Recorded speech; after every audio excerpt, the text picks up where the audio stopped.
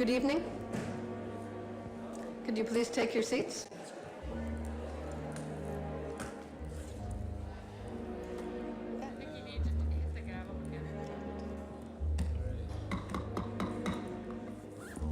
Welcome to the regular meeting of the Half Moon Bay City Council of June 6, 2017. Could I please have a roll call? Councilmember Eisen. Here. Councilmember Kowalczyk. Here.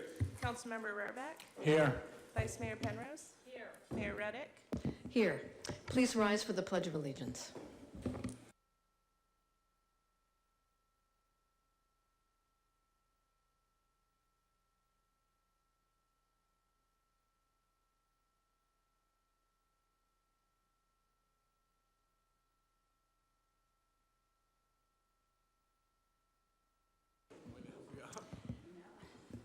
Okay, we have a proclamation and a presentation this evening, and we're going to change the order around a little bit, and we're going to discuss the Leadership Awards first.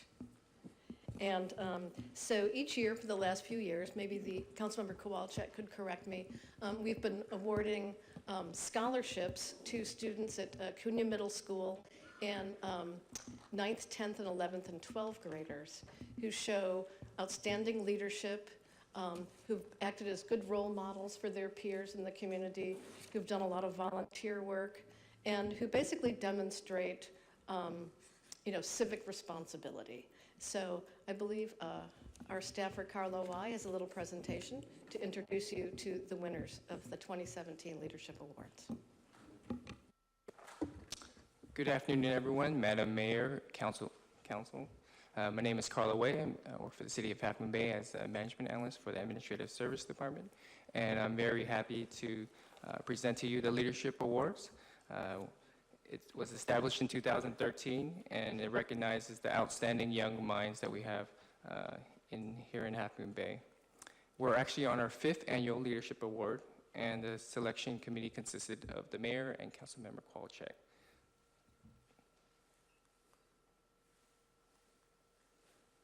So today we have 5 winners. We have 8th to 10th graders, each receiving a $100 check. The 11th grader receives $200, and the 12th grader receives a whopping $1,000. So without further ado, can I please have the mayor approach the podium and all the Leadership Award winners come up to the front, please?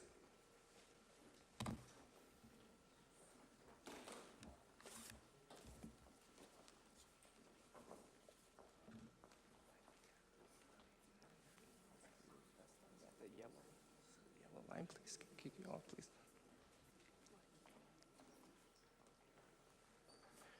First, we'd like to recognize Crystal Acosta, and for a group picture, please.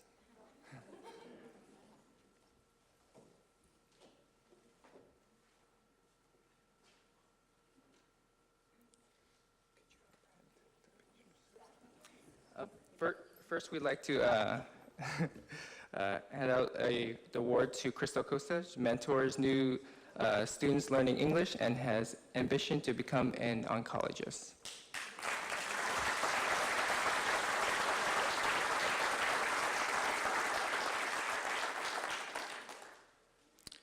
Next, we have Melissa Godoy, and she raised funds for the music program and mentors young students.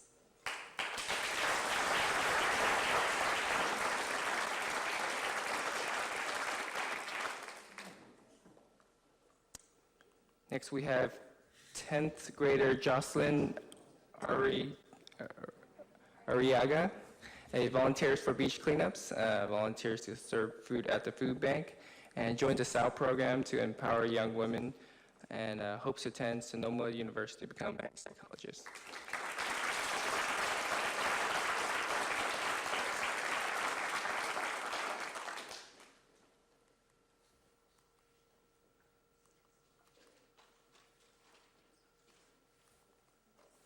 Next, we have 11th grader Bella Archer, volunteers at the camp counselor at Elkis Ranch to help disadvantaged children, maintains a 4.0 GPA, and hopes to attend the UC.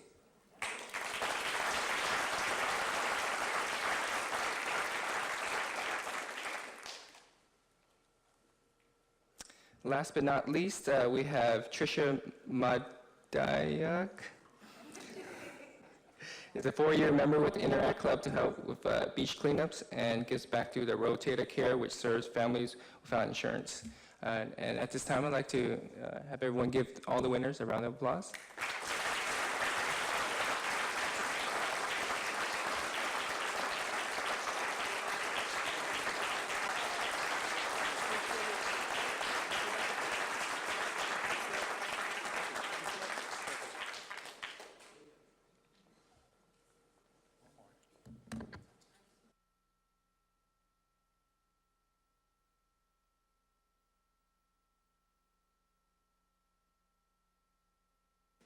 Thank you very much.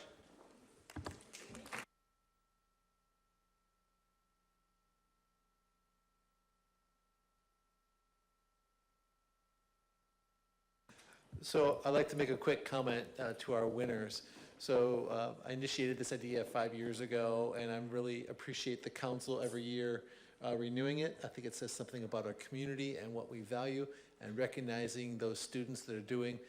A lot of students here work really hard, and it's the most brutally difficult job is to read the essays and try and pick among these great kids, and these were just all great kids. In the year of Wonder Woman, it's no surprise that we have all female winners, and it was not planned. They're just the best. So they were just the best. So congratulations, ladies, and thank you, council, again for continuing the award. I just want to say it was so much fun reading the essays. Everybody told, a wonderful story. I felt like I was, getting to know them. They spoke openly and candidly about their wishes for the future, their activities in school, their love for their families. It was really special, and these are really outstanding women. So congratulations and best wishes for the future, ladies.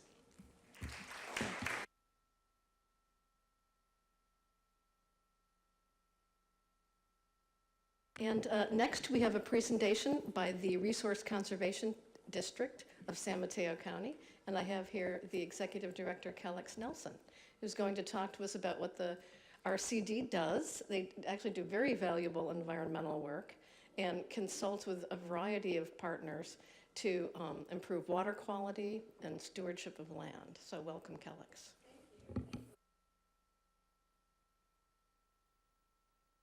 That you're accomplishing. Thank you. I, by the way, saw Wonder Woman twice this weekend, and it was really good. I was 17th online for the opening on Friday. So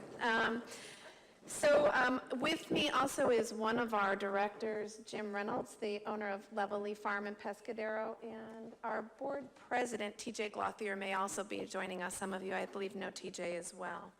So thank you for having me. I did come here a couple years ago, but it was probably time to give you a little more information about the RCD, and I know Resource Conservation District, and I know there have been some changes on the council since that time. So we have been here for about 78 years. You can see our old office in Half Moon Bay. We're located in Half Moon Bay. There are about 100 resource conservation districts, or RCDs, in the state of California, thousands more nationwide. In California, we're established in the state's Public Resources Code. And San Mateo County was visionary enough to create the state's first RCD back in 1939. And we operate in partnership with the USDA's Natural Resources Conservation Service with an operating base of $57,000 from property taxes. The rest is grant funded. And that photo on the right roughly shows our boundaries. We have a number of donut holes in those, but basically we serve the western half of San Mateo County. So our work is non-regulatory. We are, that expression, we're the government, we're here to help.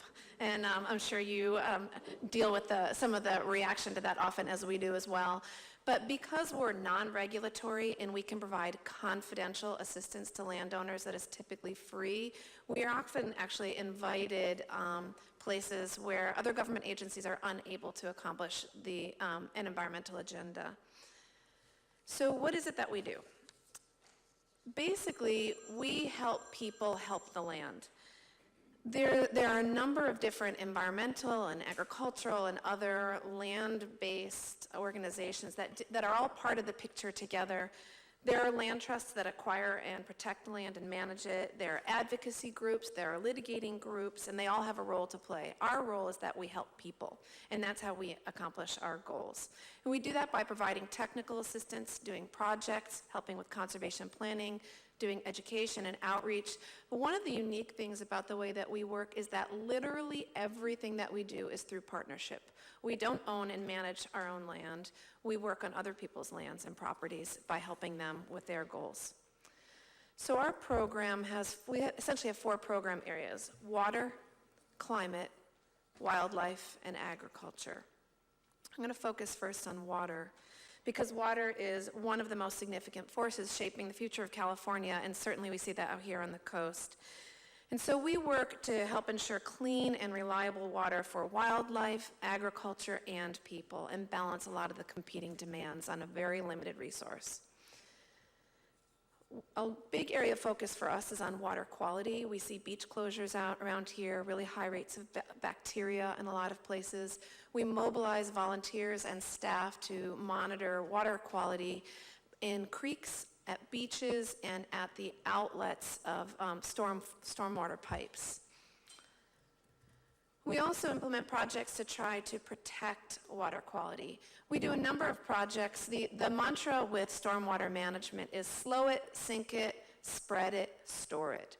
So we've worked with any number of property owners on rainwater harvesting, permeable paving, rainwater gardens, bioswales, a number of those sorts of practices on the coast.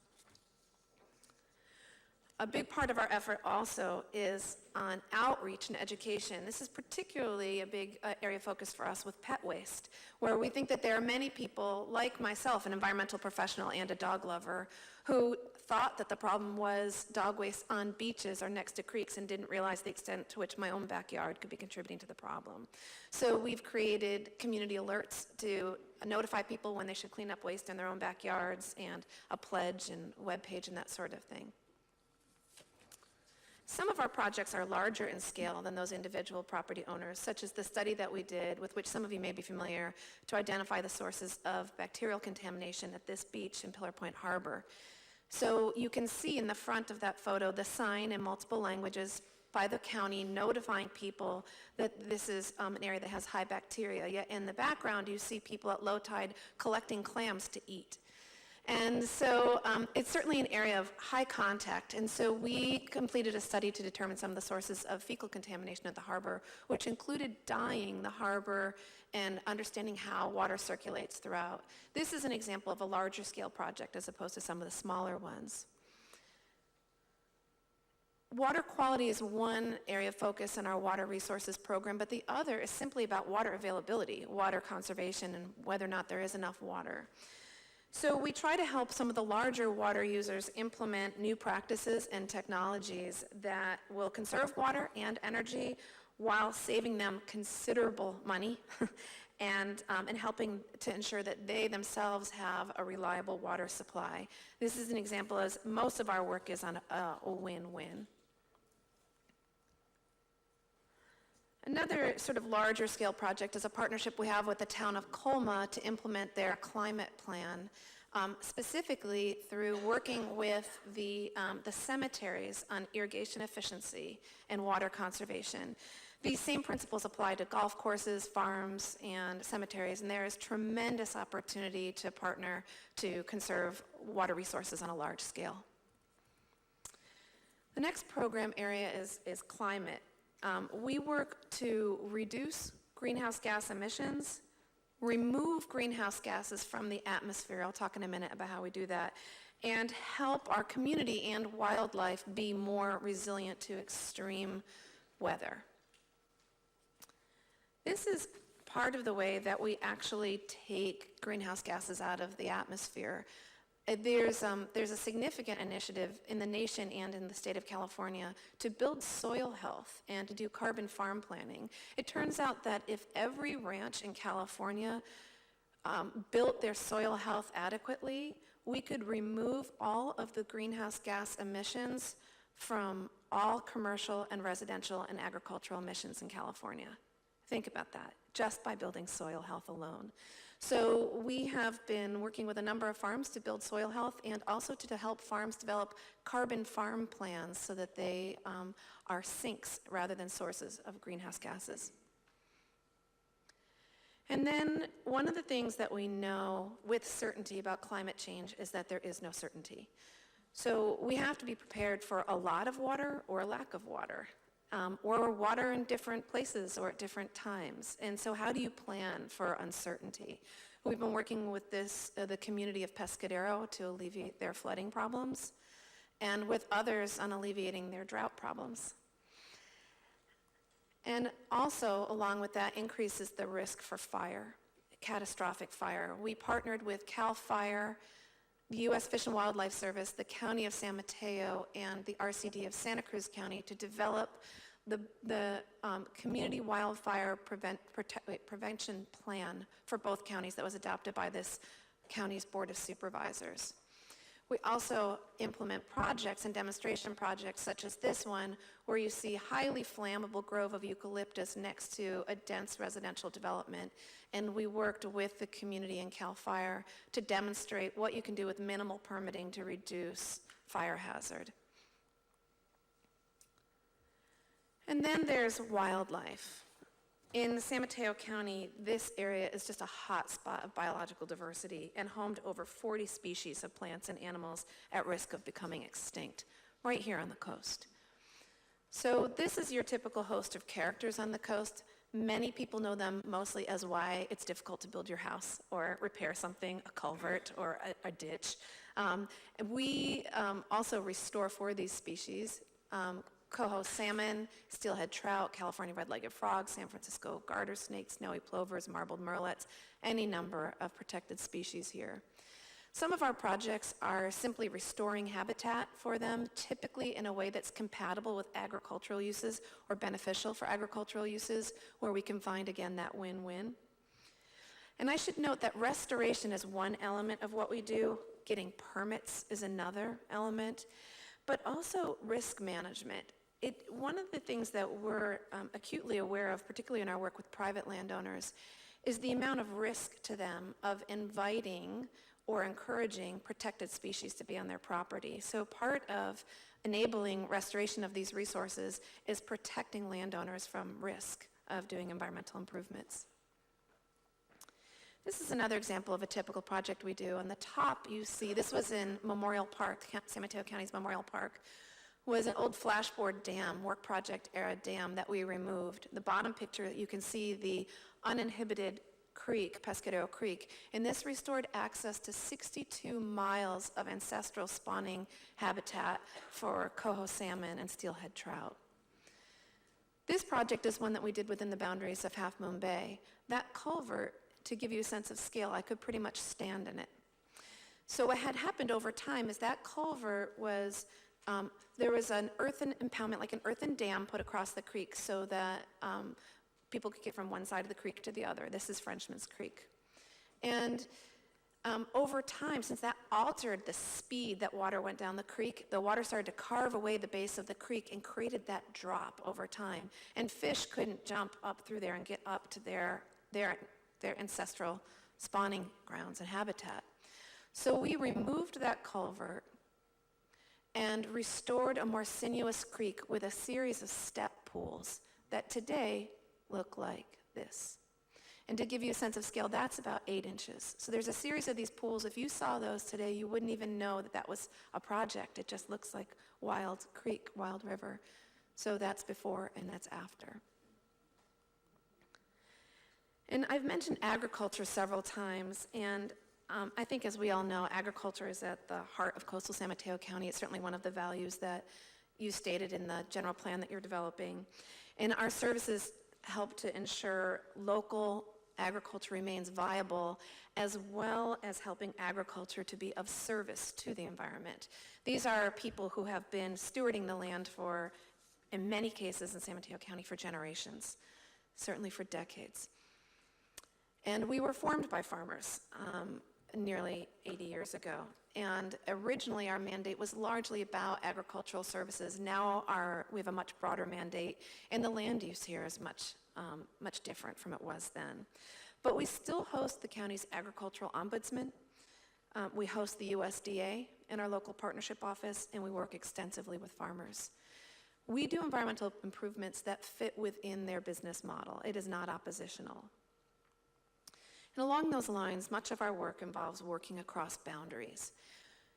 In this area, we often have to balance competing demands on very limited resources for fish farms and people, and that involves bringing people together, developing watershed plans, identifying where there's consensus and agreement, and focusing on where we get along. This photo here, in fact, is from when we developed the Pilarcitos Watershed Management Plan, to which the City of Half Moon Bay is a signatory. We're also very involved in education and outreach with volunteers, with college students, with community members, with, top left is with farm workers. That was in Spanish. On the right was a workshop with regulators and regulated. And the bottom one is with equipment operators, because we realized that regardless of what policies may be passed or what our goals are, unless we reach the people who are actually moving dirt on the ground, we wouldn't be as effective. And so I've been thinking a lot about how we already do work with the City of Half Moon Bay and what additional opportunities there may be for us to work well together. I think one is the agricultural ombudsman. She has reviewed the regulations that both incentivize and pose barriers to agriculture and to environmental improvements or restoration. She's compared them between the City of Half Moon Bay and unincorporated county and is preparing a list. And right now, as you're looking at your LCP and your general plan, we'd like to offer some of those comparisons to you and where we see that there may be some best practices to adopt. We also have already partnered on the Pilarcitos Watershed Plan, and we'd love to re-engage the city with implementation of some of the more time-sensitive things that need to be done in that watershed plan. That was completed in 2008 and basically lays out a path for restoring and balancing these demands on this watershed. The water quality and stormwater management, we're very much involved in partnership with Coastside Land Trust. I saw Joe is here as well. At the invitation of Coastside Land Trust and Peninsula Open Space Trust, we've been helping with monitoring water quality in the Seymour Ditch and on the Wavecrest property to look at opportunities to manage that stormwater or utilize that stormwater. And I think that there's a lot that we can do to help the city on public and private lands with stormwater management. And we would also welcome some city support with our pet waste outreach campaign. And the city is already involved through the Sewer Authority Mid-Coastside in funding the First Flush program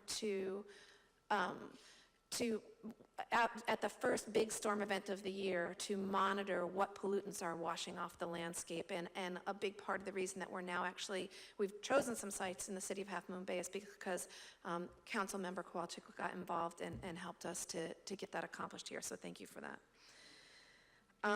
Habitat restoration, I think that's another area where we can partner, and that also includes mitigation for impacts of development. When you need to mitigate for public infrastructure projects, Caltrans, PG&E, others have partnered with the RCD to help find sites and get mitigation done. And erosion control is really significant. We have significant expertise on our staff in geology, sedimentation, erosion, gullies, rural roads, coastal bluffs, et cetera. And I think that's an issue certainly that the city is facing and will continue to face. It's kind of funny that I said we have opportunities to work together on cannabis cultivation, but what I meant by that was as cannabis cultivation will be coming here and quite likely is a way to get some of the greenhouses back into production. RCDs across the state are very involved in establishing best management practices for cannabis cultivation that minimize impacts on local resources, natural resources, and in providing technical assistance to all kinds of growers to ensure that they are not only minimizing impacts, but best enhancing the beneficial, basically ecosystem services from agricultural production. So we'd love to talk with you more about some of those best practices. So basically, I guess, to wrap it up, the RCD is working to protect what we all love on the coast without regulations. This is all voluntary.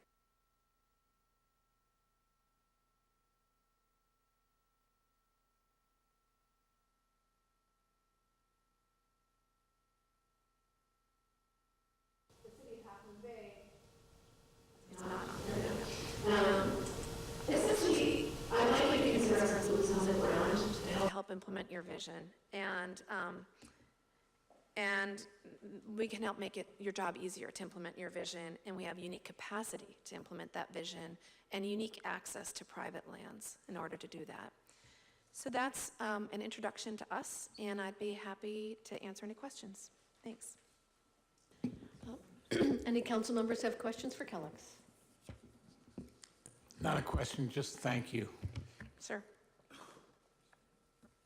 Thank you very much. I'm sure we'll be emailing you questions. Sounds and great. engaging you. Thank you very Thank much. you. Very informative. All Thanks.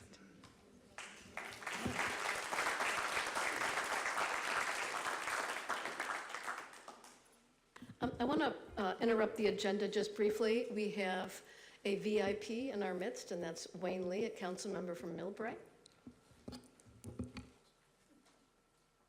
Thank you, Madam Mayor and members of the council. I hadn't been told I was a VIP, but that's pretty special. Thank you.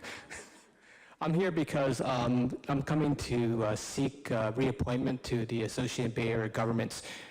For those people who don't know what ABAG is, it is the planning arm, regional planning, kind of like a special district like BART, and they do regional housing and transportation planning. They also provide insurance for cities and financial support for cities want to build a community center or library. They help provide bond funding, that sort of thing, or bond insurance and that sort of thing. And so it is each county has a representative, and they also send representatives from each county. So I am one of the representatives momentarily. I've been serving on ABAG Executive Board for the last 4 years. And right now, the Associated Bay Area Governments are going under two major things. They're consolidating staff with the Metropolitan Transportation Commission in order to just save money and also provide a better product for a region. And the region is the whole Bay Area. So, and they're also working on what's called the Bay Area 2040 plan, which pretty much says this is the amount of housing we need, and this is the type of transportation we need in our different cities. And with me and the other representative, Mayor Pradeep Gupta from South City, we are very concerned that each city has their unique characteristics. As though we understand that, and there's a huge need for housing, better transportation, because people they're coming into our region, whether we like it or not. They're saying about 50,000 people per month into our region alone. So where are those people going to live? And if they don't have a place to live, the price of housing keeps going up. We're going to be paying $10 for a latte because we have to import people to come to work in our local communities. And these people are going to start doubling up in houses. Then now you have a parking problem like we do in Millbrae, where people are doubling and tripling in houses because there's not enough housing stock out there. So that's one of the, but not every city can, the characteristics and the politics in these cities are different. So you have to be very cognizant of that. And also, you also have to be cognizant of the economic needs too, because when these people come in, they need fire, police services, they need recreation, and the roads need to be improved. Parking has to exist. So there has to be an economic component of that too, and that's one of the things that I'm working on. So I thank you for your time, and I just respectfully ask that you support me in the reappointment in this meeting in June. Thank you for letting me see you, and I haven't met you yet, but I hope to see you, Councilman Eason, right? Yes, thank you. Okay, thank you very much. Thanks, Wayne.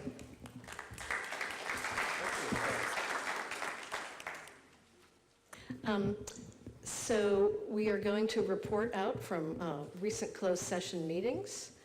I'm going to ask the city attorney to report. Yeah, council did give direction this evening to initiate litigation. However, the parties and particulars will not be made public until a suit is filed. Thank you.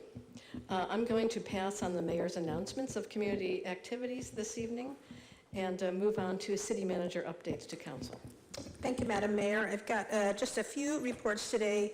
I want to provide an update on the library, the tree assessment that we're doing, last reminder of disaster preparedness, a little update on the shrinking shores that we conducted over the weekend, and the recreation guide and website. So I will start with the library construction project, and I just realized I don't have the clicker. So Jessica will help me out here. There's just a couple of shots here for you to see. They're date stamped May 16th, and then today, June 6th. The work is progressing nicely. You can go to the next one. Thank you. You see that the work, some of the activities that have occurred very recently, including the conduit for the underground conduits, the forms for the Shot Creek that we talked about the last time, the gravel will be installed throughout, and then starting the installation of the steel columns.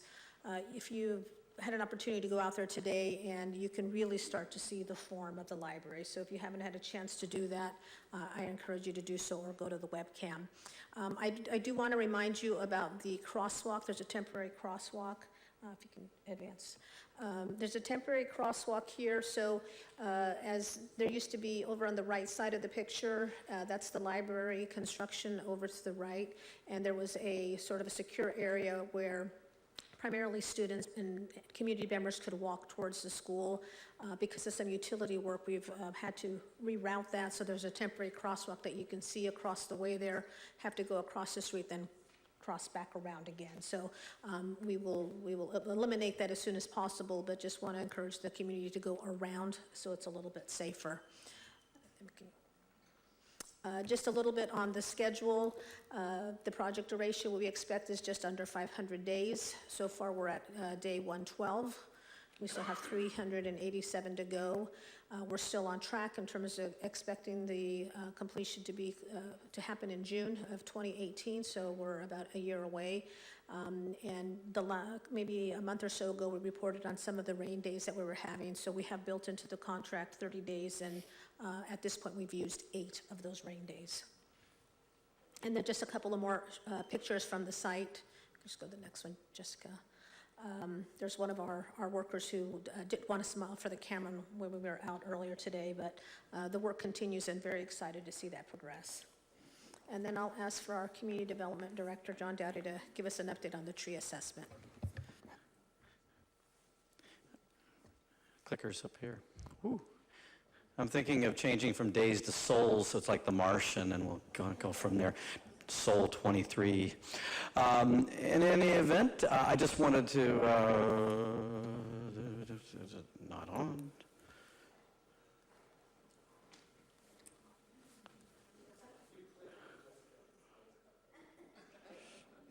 I turned it on.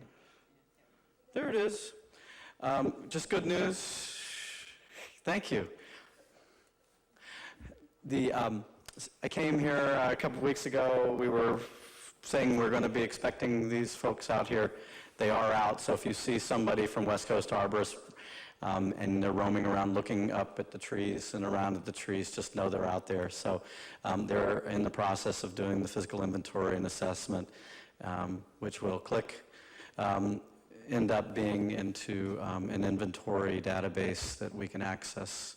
And as we indicated, this will come back, and we will be discussing ongoing maintenance, management of our urban forest, as well as connecting the dots to also sidewalk issues. So thank you.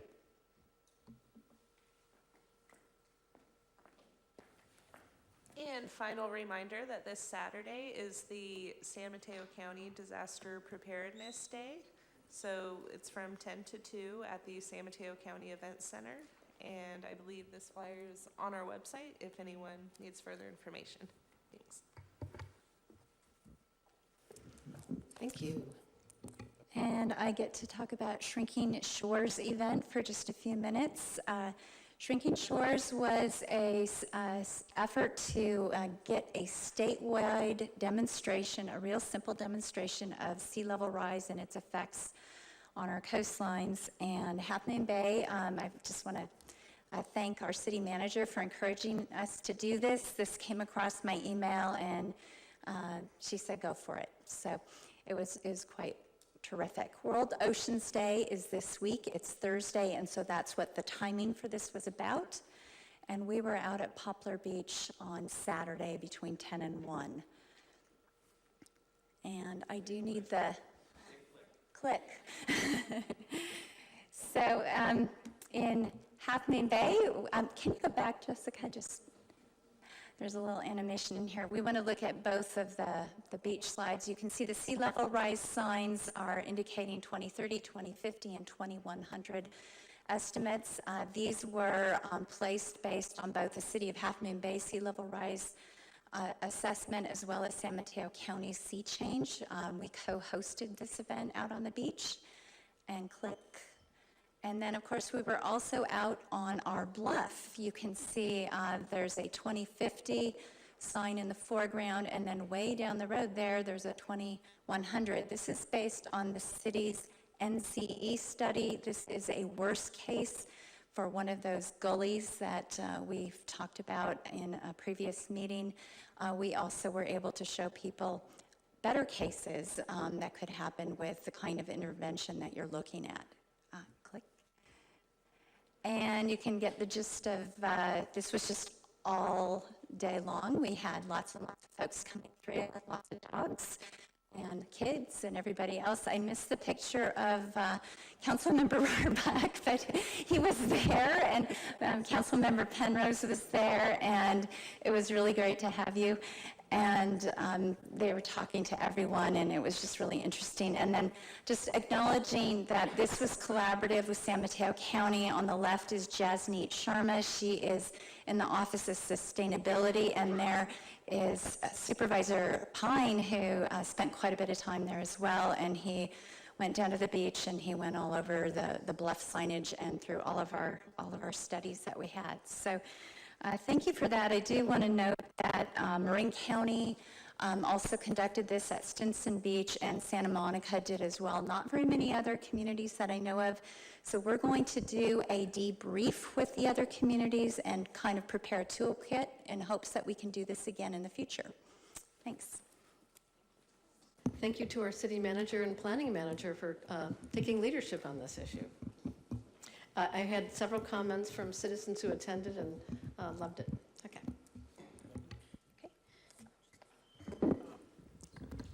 Okay.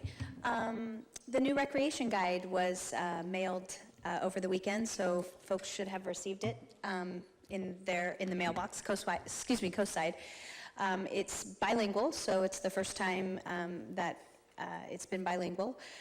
You can register online starting next week, so if you want to register for classes now, you can drop the registration form off at the annex on Parissima Street.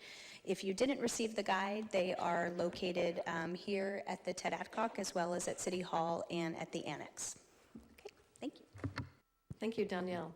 Councilmember Arbach? I was told that, first of all, thank you very much. It's really a great improvement, and the fact that it's in Spanish is excellent. I was told that there's a mistake for the registration cost for pickleball. It's really still $2, not $5, like it says in the guide.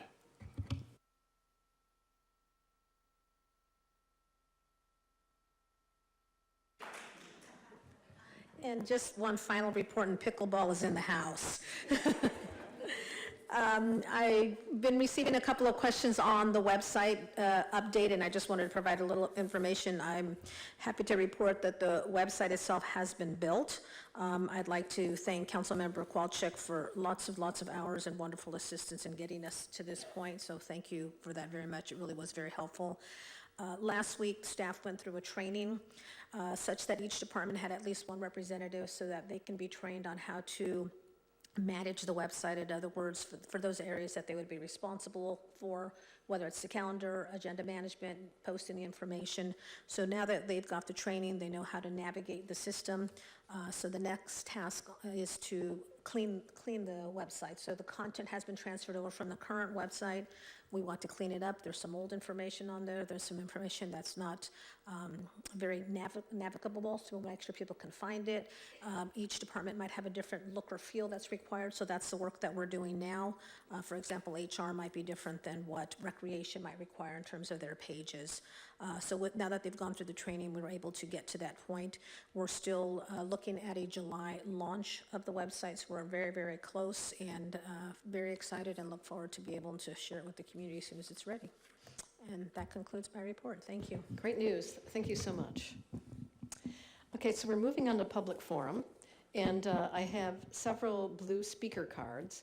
And I'd like to just remind everyone that the purpose of public forum is to allow citizens to comment on items that are not on the regular council agenda. And a couple of people checked public forum but wanted to talk about budget-related items, so I'm moving you to the budget discussion. And everybody else seems to be discussing items not on the agenda, so we'll move forward with that. And you get 3 minutes, so try to be concise because we have about 10 or 12 speakers here. Would appreciate your indulgence on that. And the first speaker is Michelle Lutke. Oh, the other recommendation is not to get too close to the mic because there's been feedback as people get too close. Hello, council members and city staff members. We just wanted to show up. We heard you. You didn't want to talk about pickleball tonight, but we wanted to thank you in person. At 4:01 p.m., we got the email from Danielle Sanderson telling us pickleball program will remain in place as the existing program. 2 courts, drop in $2. So we just felt we wanted to say thank you very much for listening. You told us it was being worked on. We didn't know exactly what that meant, but it's so important to all of us. We want to also offer that if you want to form some type of committee with city manager, council members, recreation commission people, 1 or 2 pickleball players, we would be happy to be involved in that and looking for other venue sites and moving forward to grow the pickleball in Half Moon Bay. But again, thank you so much.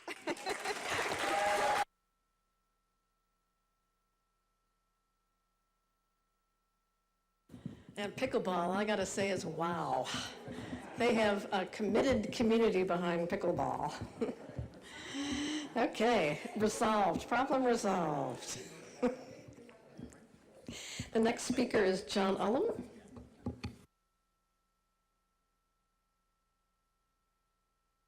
John Ullum, thanks for having me up. Been to a lot of meetings, and for years I've kind of just zoned out when we got to the SAM. Anytime we talked about SAM, mostly it seemed like almost all the discussions I've heard revolved around somebody's taking advantage of somebody, and that's pretty much it. I've never heard anybody talk about what SAM does. But I saw the other day in the news that we've had quite it could turn into a fecal fiasco, as they would say, and it could become a fiscal fiasco, which would tend to focus everybody's attention, I imagine. So just a couple of quick things. I was disappointed to see that there was no proactive outreach to the community. I've seen some comments made by certain directors and people that I really like and usually have no desire to go up and agree with. But things like, that we put up signs on the beach and that should be enough because people who swim don't read the newspaper before they come over here. And that seemed to be a rather strange way to look at it. One of the things I noticed is that the big spill was on March 2nd. And so I went through, what I do. I went looking for the video to see where this was discussed. And the real disappointing thing is it wasn't discussed. And I went through, looked at the minutes of the meetings, see if maybe I missed something. And as far as I can tell, this mess was not discussed at the board meeting until May 22nd. And then it looked like there was 5 spills then that were discussed. And it was all kind of like wrapped up buried in a board agenda packet. Now I'm kind of just going off of what I've heard. Like I said, whenever I hear Sam, I phase out. You may have been discussing this and I was right in front of you. I don't think so, but I just don't know. But I did see that in the paper that people should understand the magnitude. The amount of damage done is probably minimal. I don't think it's going to hurt anybody or anything. But our fines could range anywhere from $1 to $10 a gallon. And they're going to look at how we are dealing with things in the past when they make up that number, because it's just a number they're going to pick out. But somewhere we're looking at $750,000 to $7.5 million fine, and that will change things dramatically, I imagine, on how we, our budgets for everybody. And so, anyways, I hope this becomes a real big deal in the next couple of sessions, because I sure don't want to have us make the news like Tijuana did, and we pump 190 million gallons into the ocean before we figure out that we need to say something, even though we don't have a policy on how we say something. Thanks. Just want to point out that to put a little twist on Dr. Seuss, I am not Sam. Sam is Sam, and so I hope you, feel free to come to a Sam meeting and address it to the body that actually governs our sanitary sewer. Okay, not just Half Moon Bay. Yeah. Okay. Next speaker is Julie Barr. Is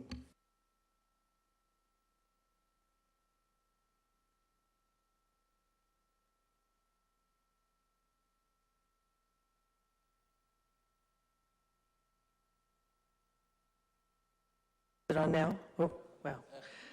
Thank you, Mayor Ruddock, City Council members, City staff. My name is Julie Barr. I live at 792 Pilarcitos Avenue here in Half Moon Bay. And I'm here to talk about looking at future prospects to expand pickleball opportunities here on the coast beyond the confines of the Adcock Center. Let me just preface what I'm going to say by deeply thanking Danielle Sanderson and the city staff for preserving this important asset in our community. And I think, just a show of hands, how many people here play pickleball? Nobody over here? Oh, there we go, good. So this is just the tip of the iceberg, really. For those of you who don't know what pickleball is, it's a racket sport that combines elements of tennis, badminton, and ping pong. And one of the urban myths about pickleball that I think has been perpetuated in discussions here on the coast is that it's a game for seniors with bad knees. I'm here to refute that myth by pointing out that it's the fastest growing racket sport in the country. They just held the second U.S. Open Pickleball Championships in Naples, Florida last month. And the top men's winner was an 18-year-old homeschooled young man named Ben Johnson. And the top women's singles player was a 37-year-old, very attractive Brazilian woman named Simone Jardim. So pickleball is for everybody of all ages. And I think one of the things that we've found here on the coast is on any given day when you come to play pickleball, that age spread is reflected throughout the attendees. And we've had firefighters show up to play when they're not on duty. We've had 12-year-olds and teenagers come and play when they're not in school with 80-year-olds, and frankly, sometimes the 80-year-olds kick their butts. So, it's a game for all ages. It's intergenerational, and I think that's the most important thing. It also encourages people who thought they couldn't be athletic anymore to actually exercise and enjoy it. In my family, my wife Allison, she gets up in the morning and that's how she plans her entire day as a real estate agent around her pickleball games here. So it's kind of addictive, and I invite all of you to come check it out, try it out. Thank you in particular for making a Sunday option available, because one of the reasons that it's currently dominated by seniors is that most of us work over the hill and kids are in school. So I think the more evenings and weekend and holiday hours that pickleball could become available, more people could participate. And the last thing I wanted to say is I'd like to ask the city council to direct the staff to put together, as Michelle said, a stakeholder group of interested parties who could actually inventory the assets here on the coast for possible expansion of pickleball facilities. So thank you very much.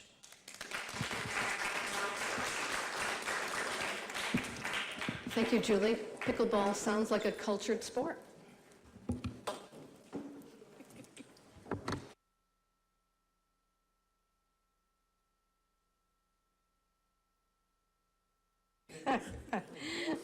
Okay, cultured, cultured. Fermented, cultured? Yeah, okay. No, it's, All right, I'm the funny one. okay. Belinda Arriaga.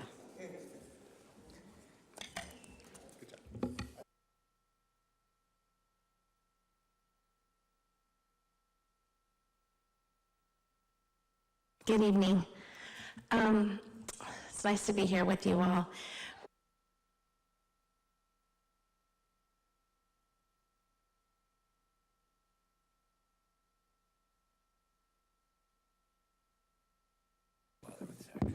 Thank you. We had an amazing presentation tonight on protecting our environment and all the coastal discussion, which was amazing.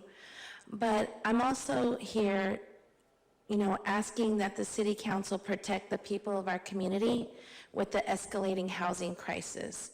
So just as much as we think about the environment, I think it's so important we think about the people and what they're going through. And it's been over, I think, about a year that we've been coming to talk about the life-changing social stressors that is happening to our communities. Everyone is impacted, not just the Latino community, but all of us. But families are becoming more and more vulnerable. And we have to take action. As I'm seeing, Latino families are moving at a rapid pace. It's really sad to see that our reaction to this as compared to other communities has been definitely silent. We've had families come here to talk. Here at City Council, I've been with them. We've had children, we've had individuals. And speaking for the Latino community, while we're not here every meeting, we're certainly on the front lines of managing the emotional and economic fallout of what our families are feeling and what is pushing our Latino families out of Half Moon Bay and the whole coast side. I was remembering one of the meetings we came to that you all were going to talk about this at a retreat that you were having, and that was kind of at the very beginning. And I'm just, thinking that every month that we wait, another child has left the only home they know. And I'd like to ask you to take action, to take a vote on this matter. And if you're not going to take a vote on this action, or there is not going to be any action, that you can clearly let us know what the reality is so we can start to mobilize in other ways, or go to county, or, kind of just sit with the reality of what we're facing. Because certainly I'm getting calls regularly about families having to leave, and it's painful because we're really frozen. And so one of, my last comments is that it's been really amazing to see how many people have mobilized around immigration, and the community has come together saying, hey, we're here, we really care. And that's been powerful. And what I keep saying too is, if ICE doesn't take us out, the housing issue is going to take us out. So I ask that we really think about what that means to our community, especially our poor community, the more vulnerable community, our hardworking community, and especially the children. Thank you.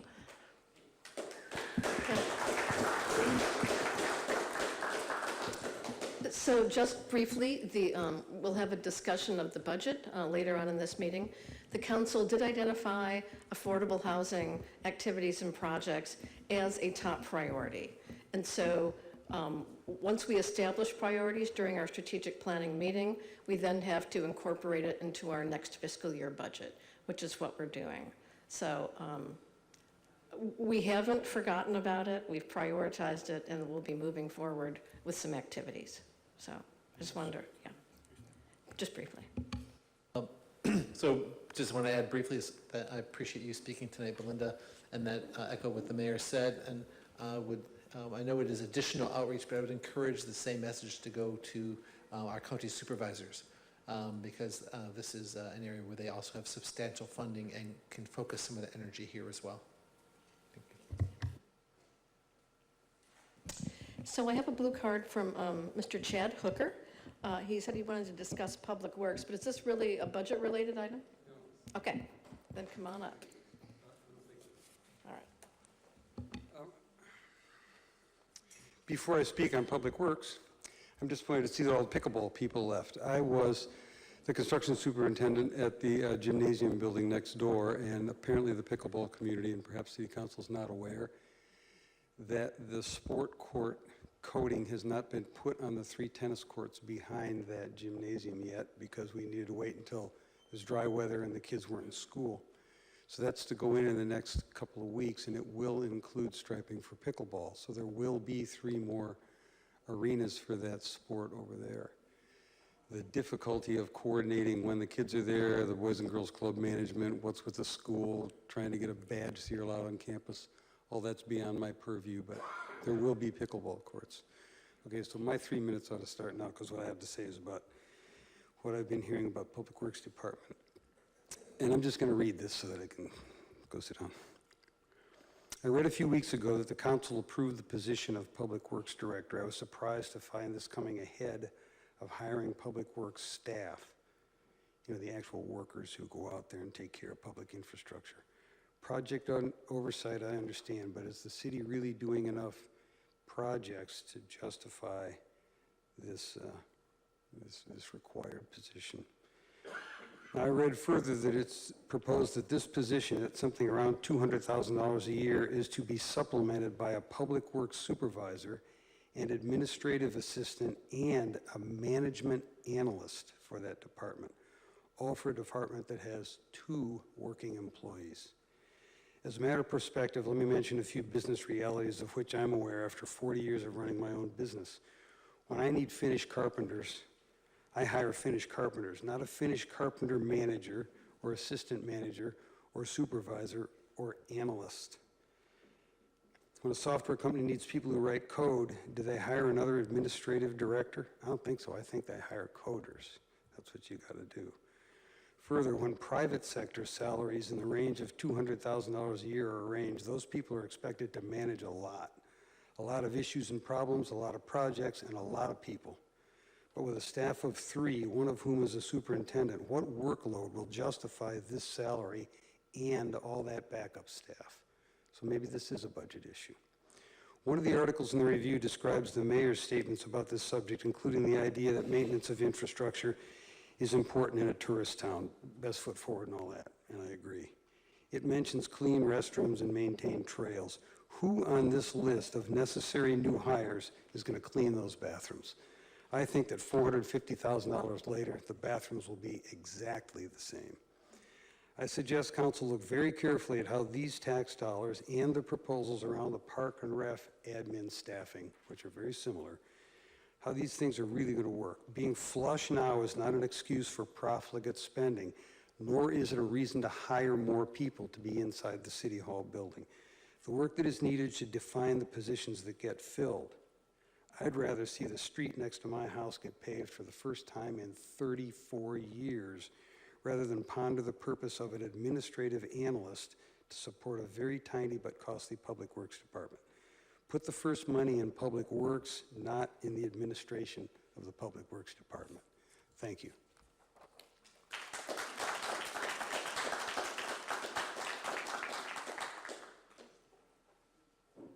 The last speaker is Eric DeBode.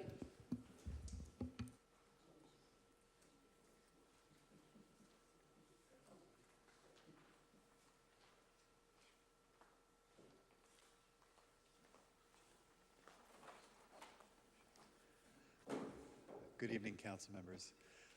Thank you very much for listening to us all this evening. I wanted to talk about affordable housing as well. Just as healthcare and education are basic human rights, so too is housing.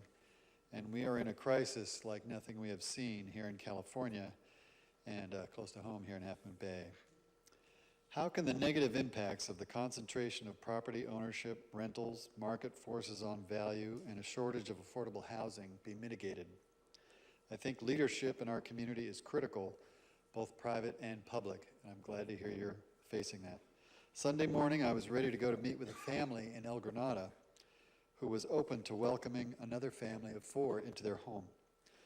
The adults are a house cleaner and an agricultural worker with 2 small children.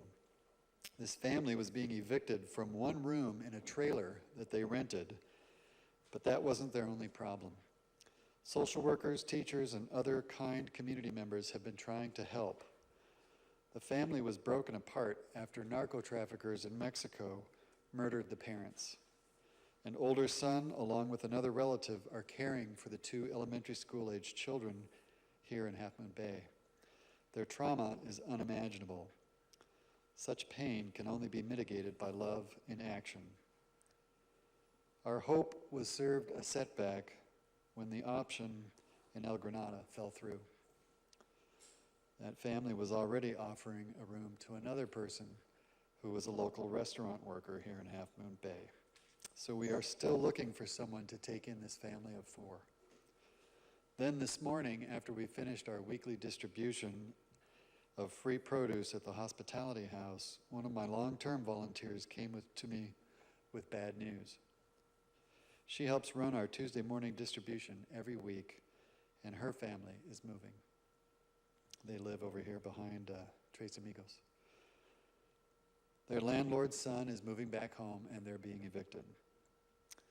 I've been to their house. I've received their friendship and their gratitude for several years since I've lived here.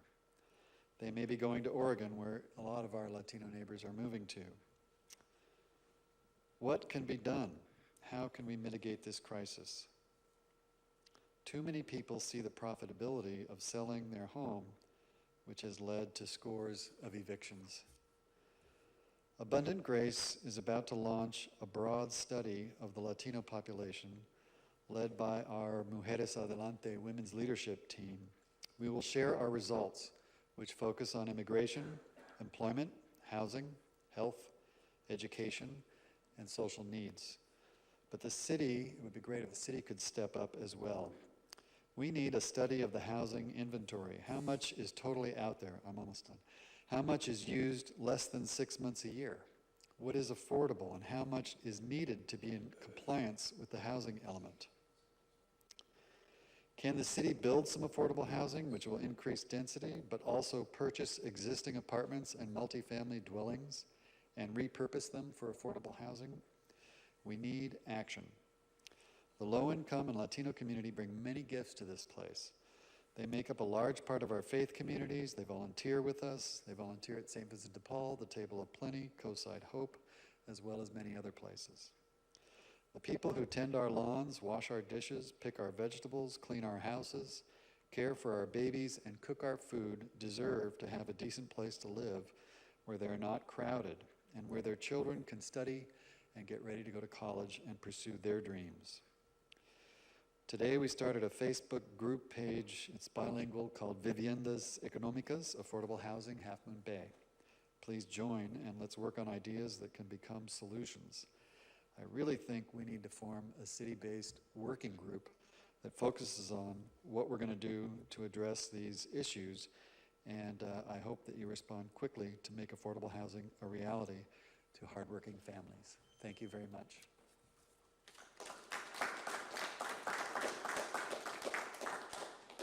Excuse me, Madam Mayor?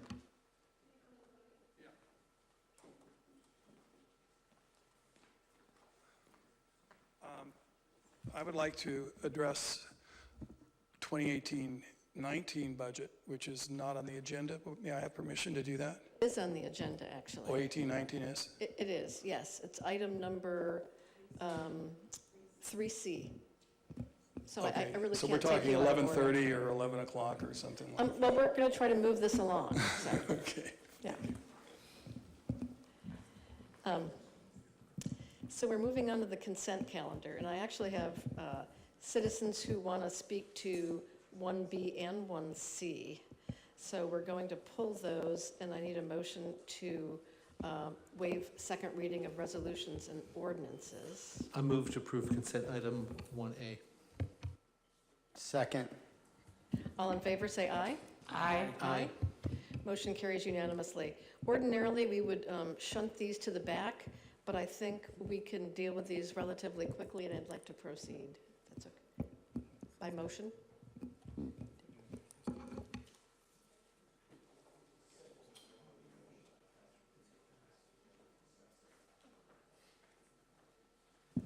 I move that we discuss these items out of order at the mayor's discretion.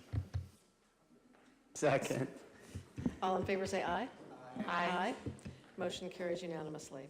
So item 1B, amendment number 1 to the agreement with Nolan Tam Architects and Planners for architectural and related design services for Half Moon Bay Library project. Thank you, Mayor, council members. I will be brief, and I'll take it that there are probably more questions than I can answer in presentation. Simply put, there were oversights made with regard to issues and needs within the Nolan Tam contract initially, which included clear knowledge that we would have to have sprinkler systems for the fire sprinkler systems to be designed, that we would ultimately probably include zero net energy into the program, but we did not account for that work in the original contract. To put it simply, when we entered into the contract and the council approved that, we brought forth a resolution and a contract that was very narrow focus in terms of specifically what was on the table, which was design of the library without these additional improvements. We did not provide for any contingency within that, and therefore the issue is that we're here asking for that. The other issue, frankly, was that there was an assumption that we had the ability and we had contingency, and there was an error in that analysis and assessment and such. We're here to correct that and to bring forth these improvements. With regard to basically the $78,000 worth of additional work, these are items that have been completed to date. They're work that is done and was authorized and ultimately signed off for, and we are asking for the approval to make right and to leave adequate funding in the remainder of the funds for the project with Nolan Tam to continue and finish the project out from that point. We are suggesting that the council do include some additional contingency in this proposal. We could live with far less than what we're asking for at that point. It's not critical. We do not anticipate significant needs or issues. Nolan Tam is holding to the contract as they have throughout the contract. But there are things that may come about that would necessitate some additional work, and we would suggest that some contingency be authorized to allow for those situations that arise. Questions from council members? Vice Mayor Penrose? Yes. My understanding is that the sprinkler system and the net zero energy, those two things in particular, were left out of the original contract, and that the original contract had a contingency fee attached to it of 10%. There was no contingency fee? There was zero contingency. This was a not to exceed amount, period. Okay. Well, I personally would like to have a not to exceed amount attached. I'm very much not in favor of adding a contingency fee.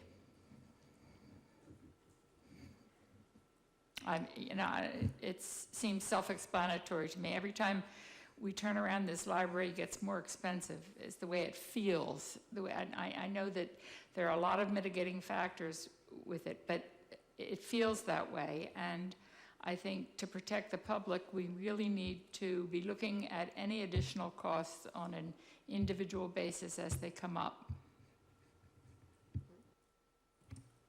Councilmember Rohrbach?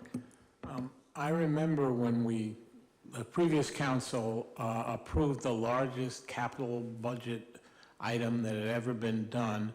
The current mayor said that she would be keeping an eagle eye out and that she would really hold the city to no cost overruns, and, and I thought that was a good thing. So now we're presented with what amounts to cost overruns. I understand the money has been spent, and I will vote in favor of compensating Nolan Tam, but I just want to make it clear that we can't keep escalating. We must cap the costs, and we must go along with what Mayor Ruddick had suggested, that enough is enough. Councilmember Eisen? I agree with some of the comments that have been made. Obviously, with what is the library, $24 million of project. Any project anyone does on their house, any project anybody does on anything that they're doing, there are going to be unforeseen costs. It makes sense, right? Everybody knows that. You never do a project and it comes out perfectly on cost. That's one side of it. The other side of it is, of course, we are paying a lot of money for this library, and I know this was a big issue in the public and for myself, and these projects were approved before I was on council. I want to, there's a part of me that wants to vote for the contingency just because I can imagine that there are going to be other unforeseen expenses. I can't imagine that we can account for everything. On the other side of it, I would like to at least have the opportunity as council to approve those costs when they come up, because we are accountable to the public and we do need to make sure that these costs are legitimized for the project moving forward. So that's my perspective. Councilmember Kowalczyk? So the practical reality is any construction project of this size is going to have a need for contingency. I see this as correcting something that should have been in the beginning and having a contingency available for on-the-fly decisions. That's reasonable. I think we need to be really, really tightly focused on managing the budget, and maybe I'll try a motion, and then we can have some discussion around it. Oh yes, Speaker Carroll. Then I'll hold my motion. But what I'm thinking is approving the expenses, and I really never want to see expenses come in front of me again that have already been the work has been done. Like, let's just never ever do that again. It's just bad form. Although I trust our staff and I believe in Nolan Tam, they're an excellent firm, and everybody was operating under the guise of good intentions. They thought that was part of the contract and it wasn't. I understand that, but the motion I'm considering is something around approving the contingency with the caveat that any item over a certain amount comes to council for approval, and every item spent on the contingency gets share with council. Like, we literally, here's the library update. We did not dip into the contingency this month. Here's the library update. We dipped into the contingency and we added doorknobs or whatever. Okay, something like that. So that's sort of where my head's at. I just want to sort of summarize the timeline. So in order to be good fiduciary, in order to exercise a fiduciary responsibility, we decided to go with a not to exceed way to handle this project. But subsequently, we decided to go to a net zero energy building. That wasn't part of the original agreement. But in the meantime, we forgot that we had a not to exceed instead of a contingency, and approved some items before realizing what kind of a contract it was. So work had been conducted in a confused state, if you will. Now we're straightening it out. And so what we're considering tonight, well, first of all, authorizing funds for work already performed, and then deciding on the issue of the contingency. and under what circumstances we're going to implement that contingency. So we have one speaker card, so one more quick item. The one part that always makes me slightly nervous about this process is, how much pushback would there have been approving the budget for the library with the contingency as it was supposed to be presented? So I just want to leave that as my last comment on that. Yeah, and I'll just say that it would be good, I don't know if we include it in this budget, but a discussion going forward about contracts and procurement and how we manage those. It seems like it makes sense to me to have some focused set of eyes on our agreements and developing good agreements. So with that, I'll introduce the speaker, and that's John Ullum.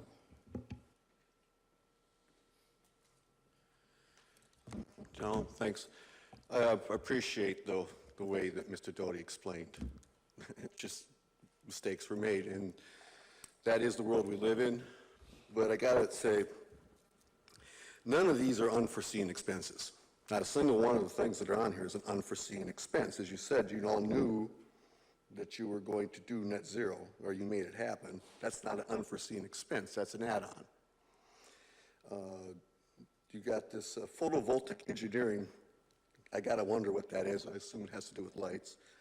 But this which I assume you knew you were gonna get, but prepare sprinkler engineering and design permitting approval coordination. I mean, you knew there were gonna be that. So I mean, I understand mistakes were made, but characterizing these things as being things that came up or unforeseen contingencies seems not the way to characterize it. And then you're asking for $220,000 more. I guarantee you that will all get spent. Every project works out that way.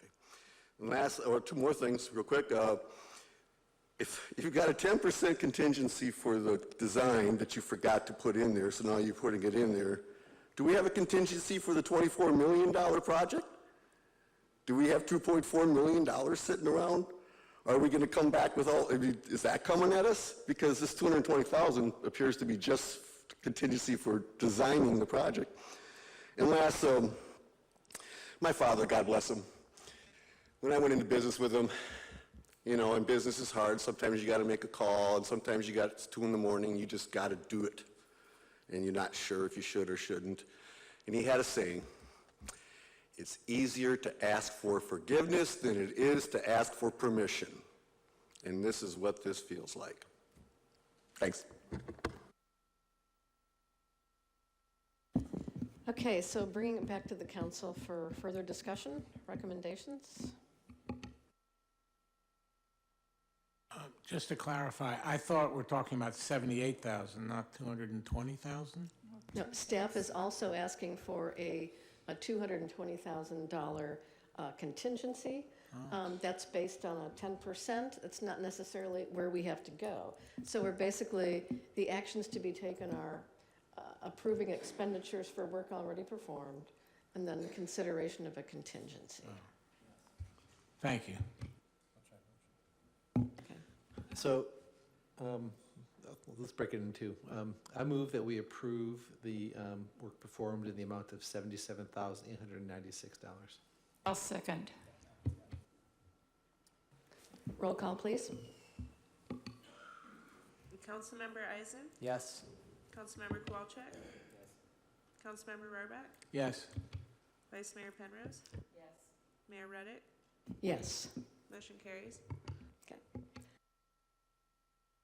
So then we have to discuss the contingency, what size of contingency and how we will proceed, consideration of additional expenditures proposed.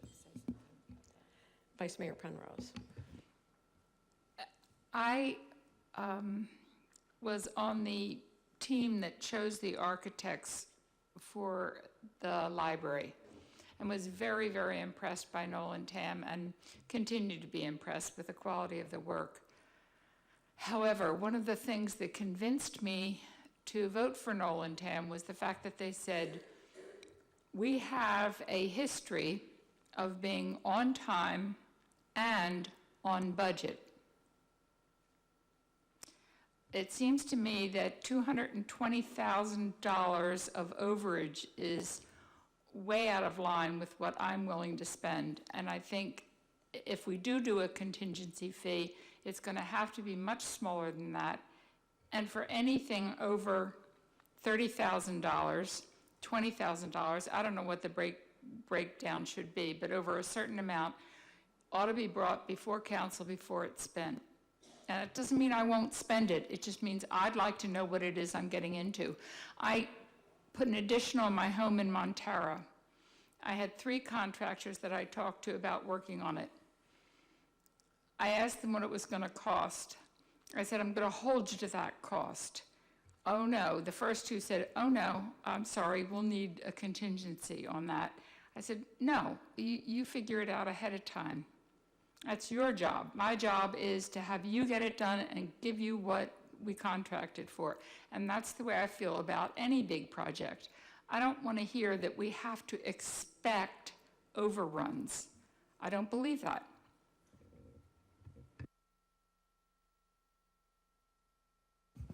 Anyone else?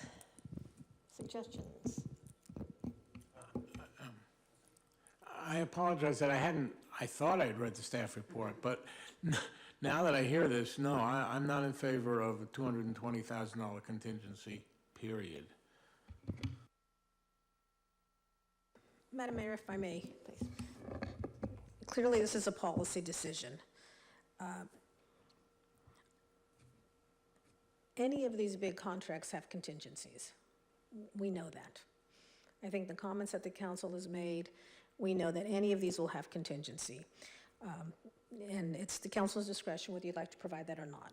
It may or may not cause delays. If we have to bring it back to the council for approval before we can move forward, that'll delay the project. So that's just a reality of life. Also, and I'm going to look to John, I've not asked him this question, but I believe that the things that which you've just approved, the $77,000, are not because Nolan Tam did not stay within their contract, it's because we've asked them to do additional work. So let's be fair to Nolan Tam.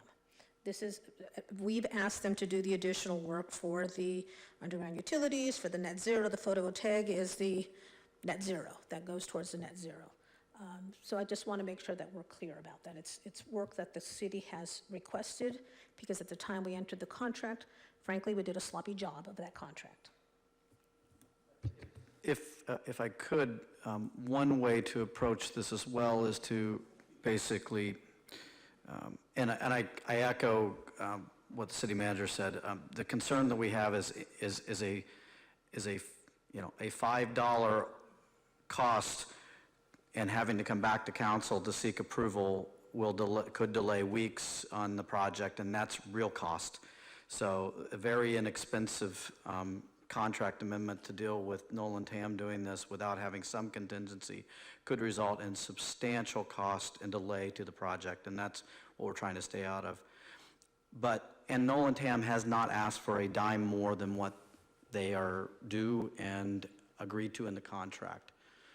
This was, as stated, our request.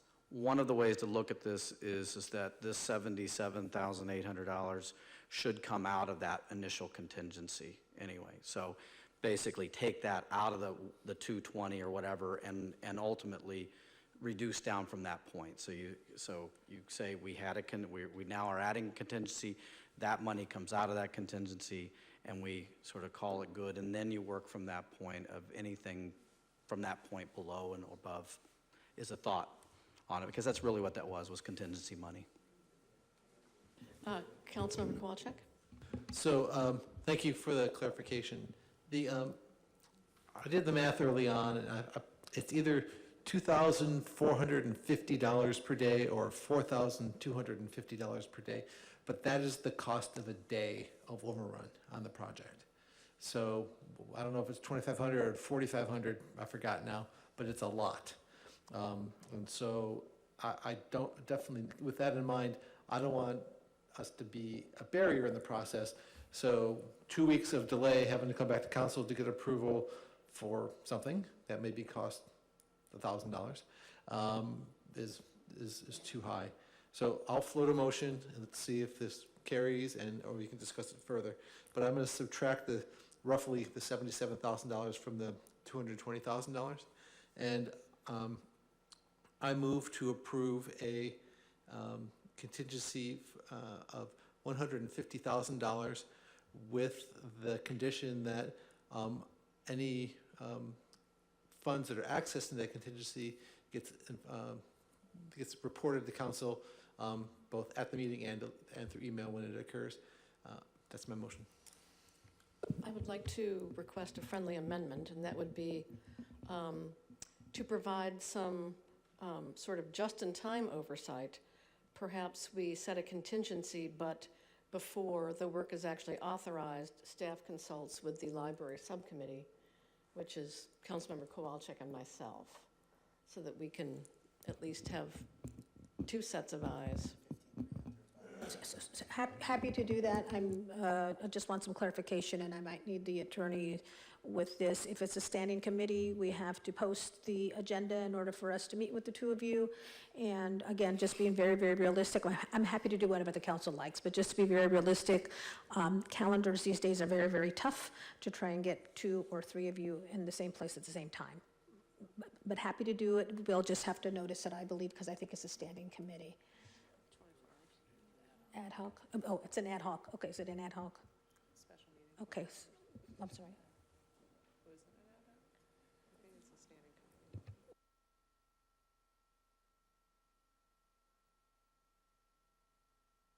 It's ad hoc, then we don't have to notice it, so we're just trying to figure that out.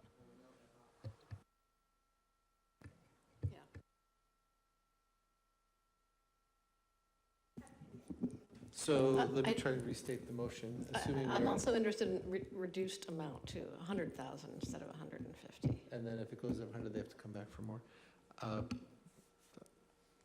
That's fine. I just think it's, for a project of this size, it's just going to happen. And it's not because we're bad, it's just because it's life. So I will, I'll restate the motion. I'll accept that. Yeah, I actually did consult with staff as to whether they thought $100,000 would be reasonable, and because they don't anticipate much more in the way of changes, they thought that would be fine. So. It's a contingency because it's for what you don't anticipate. So I think we'll be coming back for more, but that's okay. Let's get our library built. So let me restate my motion, and so I move that we approve a contingency of $100,000 with the caveats that, one, anytime we dip into the contingency, council is informed via email and at the update at the next council meeting, and 2, that the ad hoc library committee of Mayor Ruddick and myself are consulted for any expense above $10,000. Above 30, because staff does have it. Oh, well, above $30,000. That's my motion. I'll second. Okay. Any further discussion? Roll call, please. Councilmember Eisen? Yeah, I just want to say that this was one of my first heartbreaks I've had on council so far.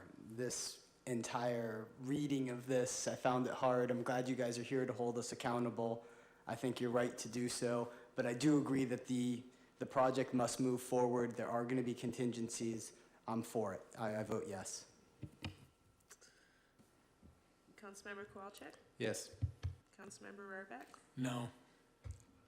Vice Mayor Penrose? Yes. Mayor Reddick?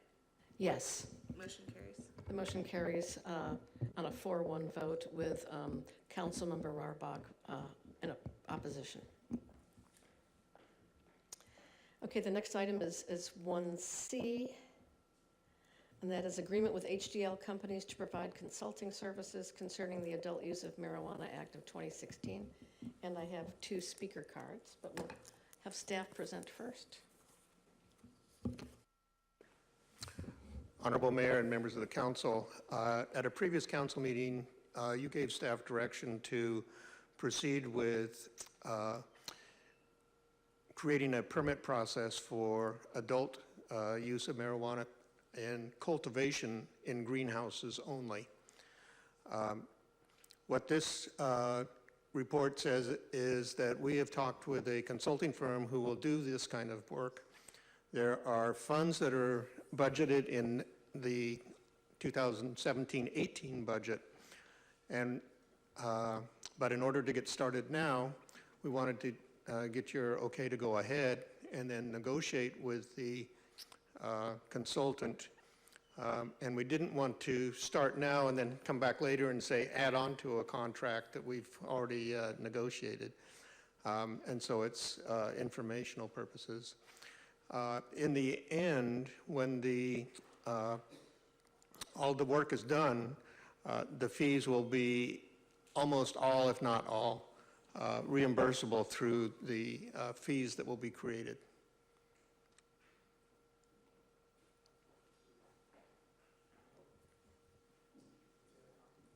You mean taxes, right? Not fees? No, fees. There'll be administrative fees that will cover the costs of staff and the contract to process all the applications. And when you do a fee, you can't charge more than what it actually costs. To do a tax, which will come back later, and we'll be asking the consultant to do that, it will require a ballot measure.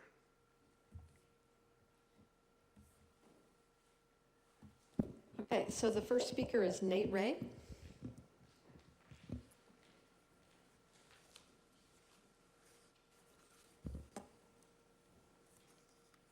I want to start by thanking Mayor, council members, city staff for everything you do and for allowing me to stand before you. Grew up in Half Moon Bay, attended public school from kindergarten through 12, currently running a very large company on the coast, providing a lot of jobs. So needless to say, I love the coast. Pretty passionate about this industry coming potentially to Half Moon Bay, and I've seen most of you support it. I just wanted to give one real quick recommendation on the direction, and basically what I'm seeing here is it's all about the adult use of marijuana. I think personally we should go towards the medicinal side for a handful of reasons. Main reason is legislation, and this is all kind of on the contingency that we want to be at the forefront of this industry. The only legislation that's been put out is on the medical side. Nothing's been put out on the recreational side, and the 45-day public comment period hasn't even been finished yet for that side. There is a trailer bill, which is a long shot, which could roll them both in together, which I hope doesn't happen, because I think the medicinal values of this plant haven't even been observed yet. And if you haven't done research, check out some peer-reviewed articles on scholar.google.com or jump on YouTube and just see some of the amazing things you can view with Parkinson's, Caesar. I mean, it's amazing what this plant can do, and there's actually a way to administer the beneficial cannabinoids and terpenes in it without getting that high effect. And I'm around Oregon, Washington, Colorado a lot. I really do want to get into this industry. And I think a couple of those states are going the wrong direction by actually eliminating the medicinal market completely, which I hope California doesn't do, because there's a huge benefit there. And all the benefits, I mean, I could keep going, most of which we probably won't learn about for 5-10 years until the research really starts happening again. But yeah, that's just my recommendation, so I wanted to voice it. Thank you. Is Eric Marshall.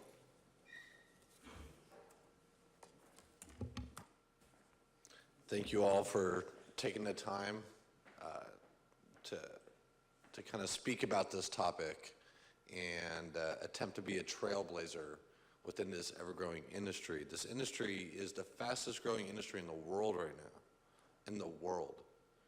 And it's everybody that I've encountered up and down this area, as far as farmers, they're not doing financially great. My worry and my concern, a little bit about myself, is I have over 15 years experience in this industry. I'd be more than willing to help you folks here in Half Moon Bay, maybe have some clear thought, help you sleep better at night with some of the knowledge I've obtained through the years and through my vast network. It is important to me, very important to me, that people stay true within themselves and any business that comes within this community, they have the right integrities, because this area is very special to me and all of you as well.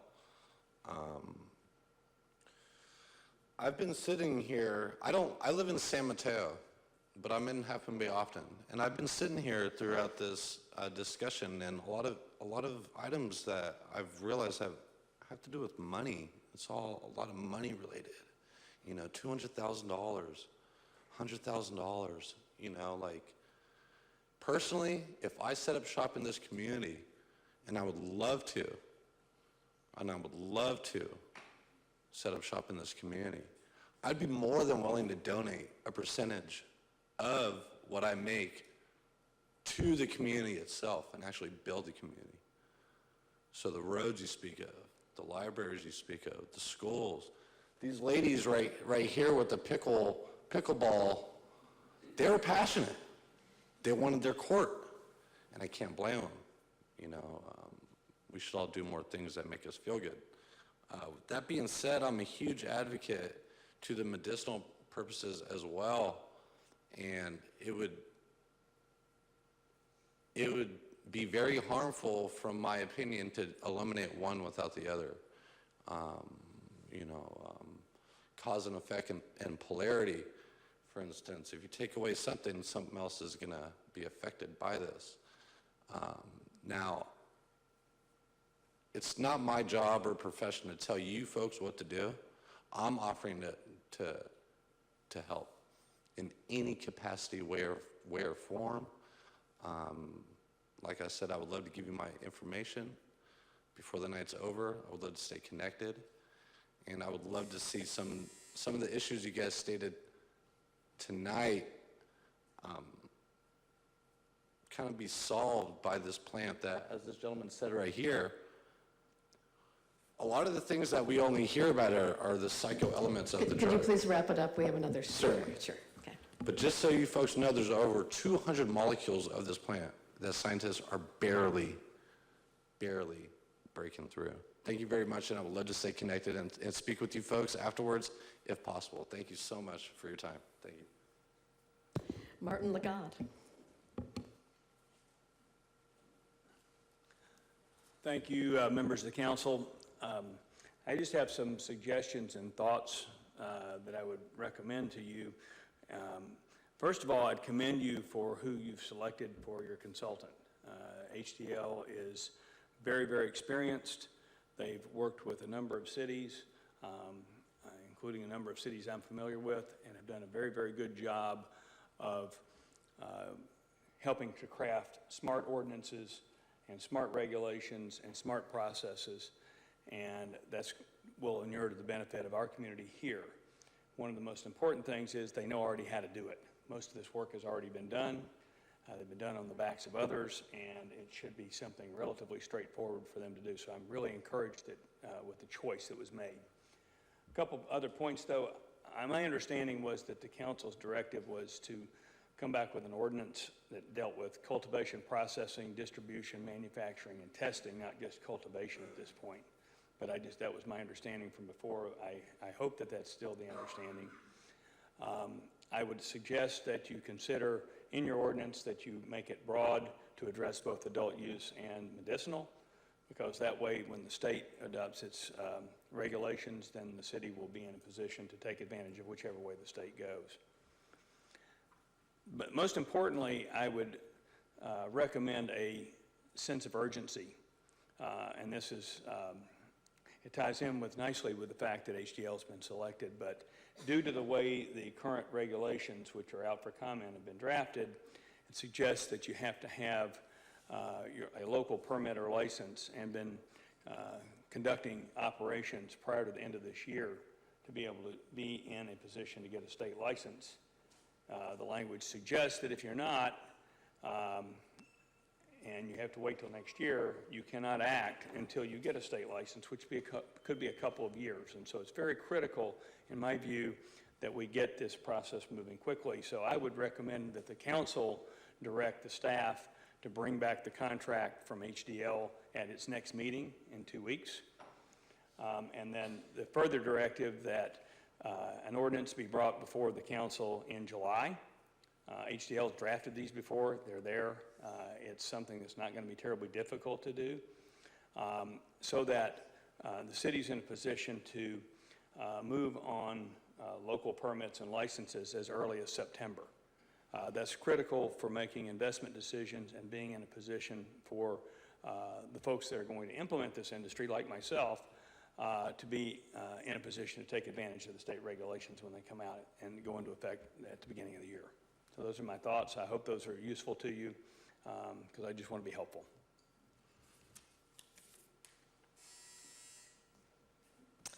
So just a little background from what I've been able to gather, and of course, Dr. Penrose and myself are the council subcommittee.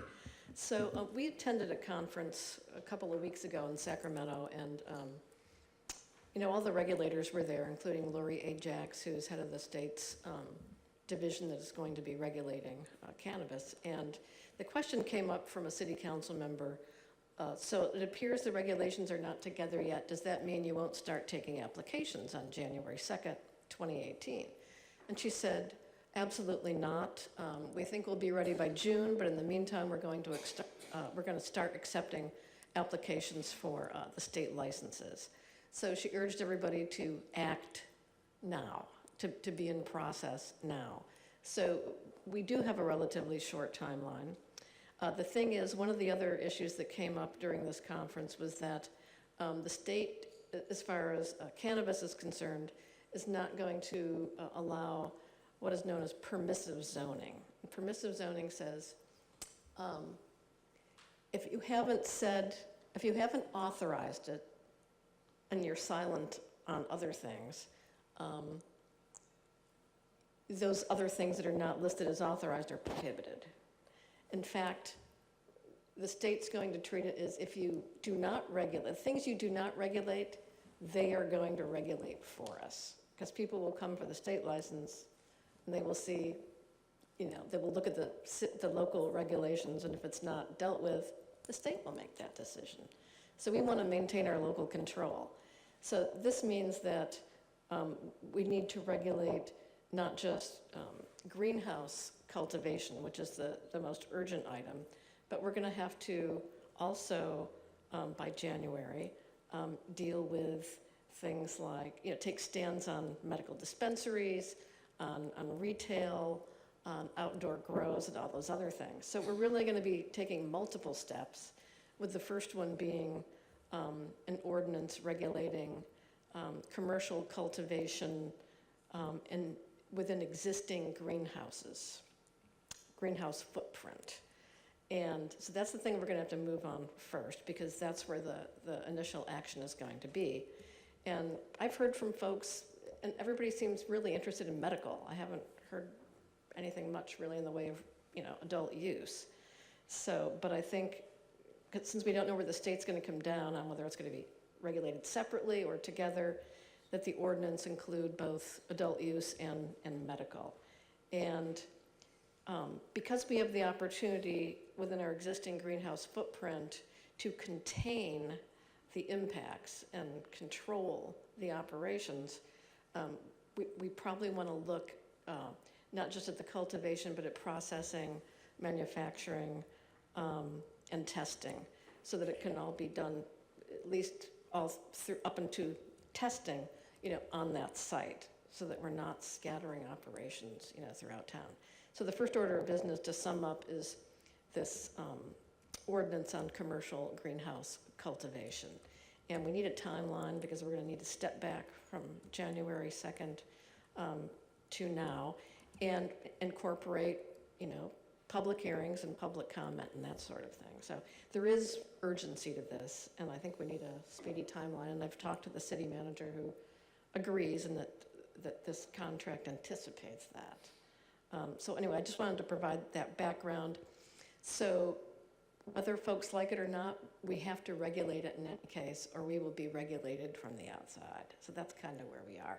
And because of that timeline urgency, some folks said, well, why don't we deal with affordable housing and deal with cannabis later? Unfortunately, the timeline requires us to deal with it now. So that's what we're doing.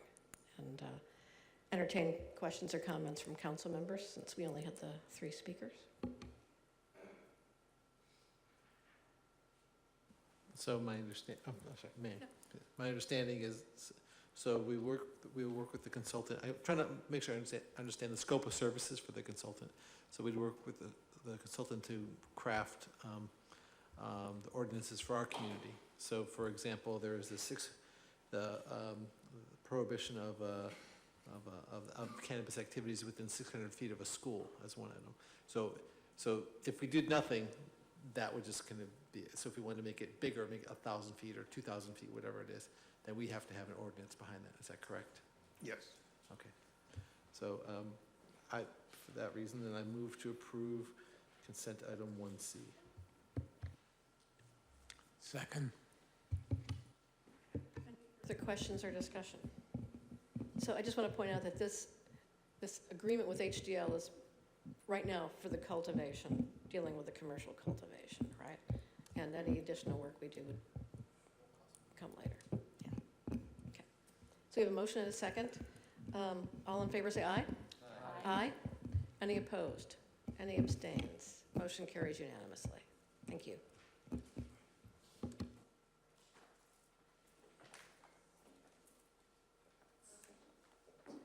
We're going to be moving on to item 3A, but I'd like to just take a 5-minute restroom break, if that's okay with everybody.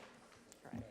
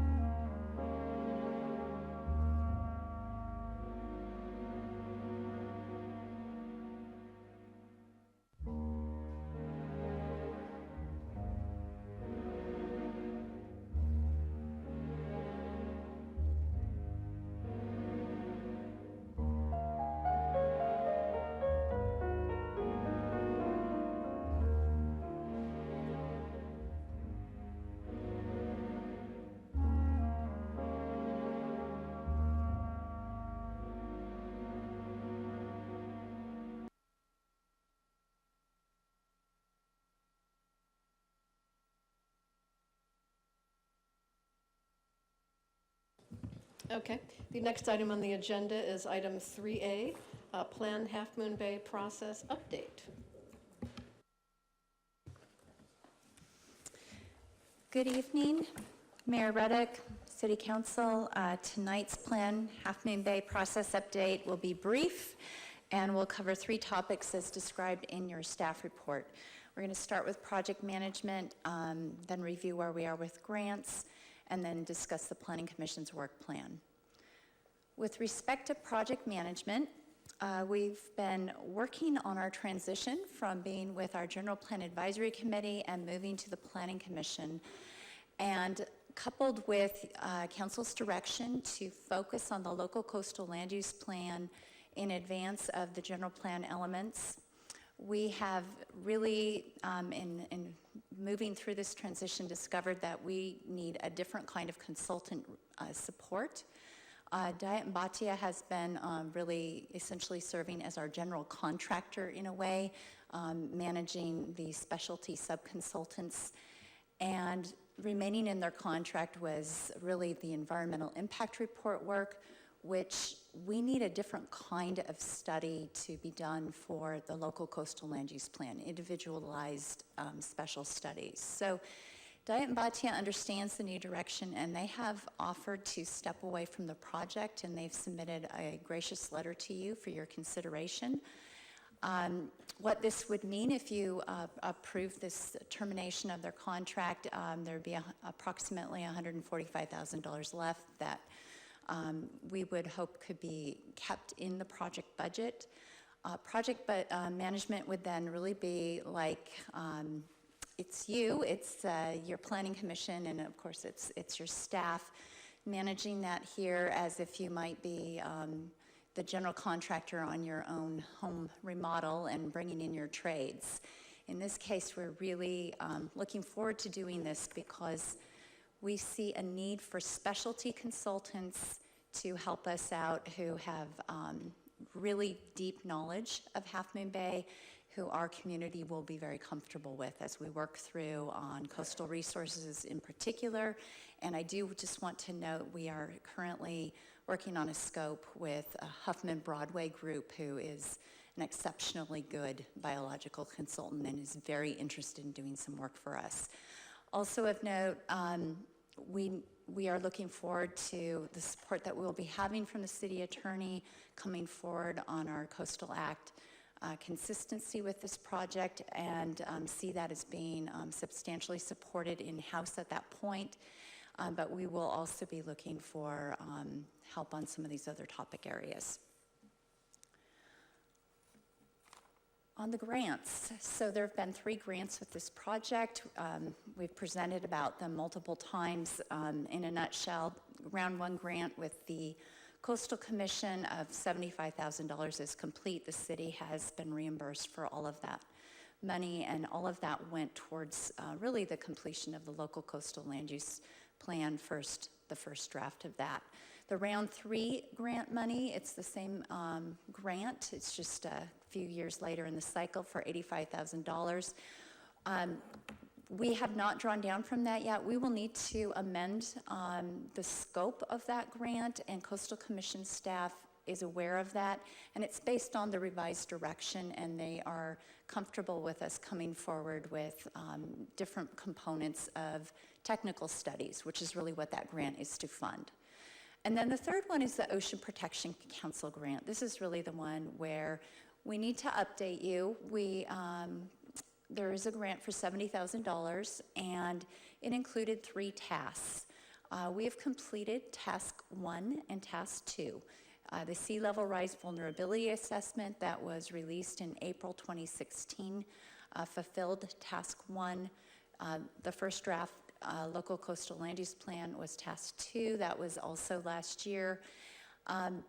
The third task, we are not going to be able to get to for a while, and really not within the timeline of keeping this grant alive. The grant's been extended twice. They've been gracious about it. We've really scurried and tried to keep moving with it. That task 3 had a budget of $33,000, and the Ocean Protection Council has accepted that additional engineering work was conducted by the city on tasks 1 and 2 on the order of $16,000. And they accepted a grant amendment to bring that money from task 3 into tasks 1 and 2. And it leaves us with a concluded grant of $53,000 of the 70, and the really nice offer from Ocean Protection Council that when we're ready to work on our zoning, that we should come back and talk to them again. So we're disappointed, but at the same time, we think it's fair. And it was reasonable.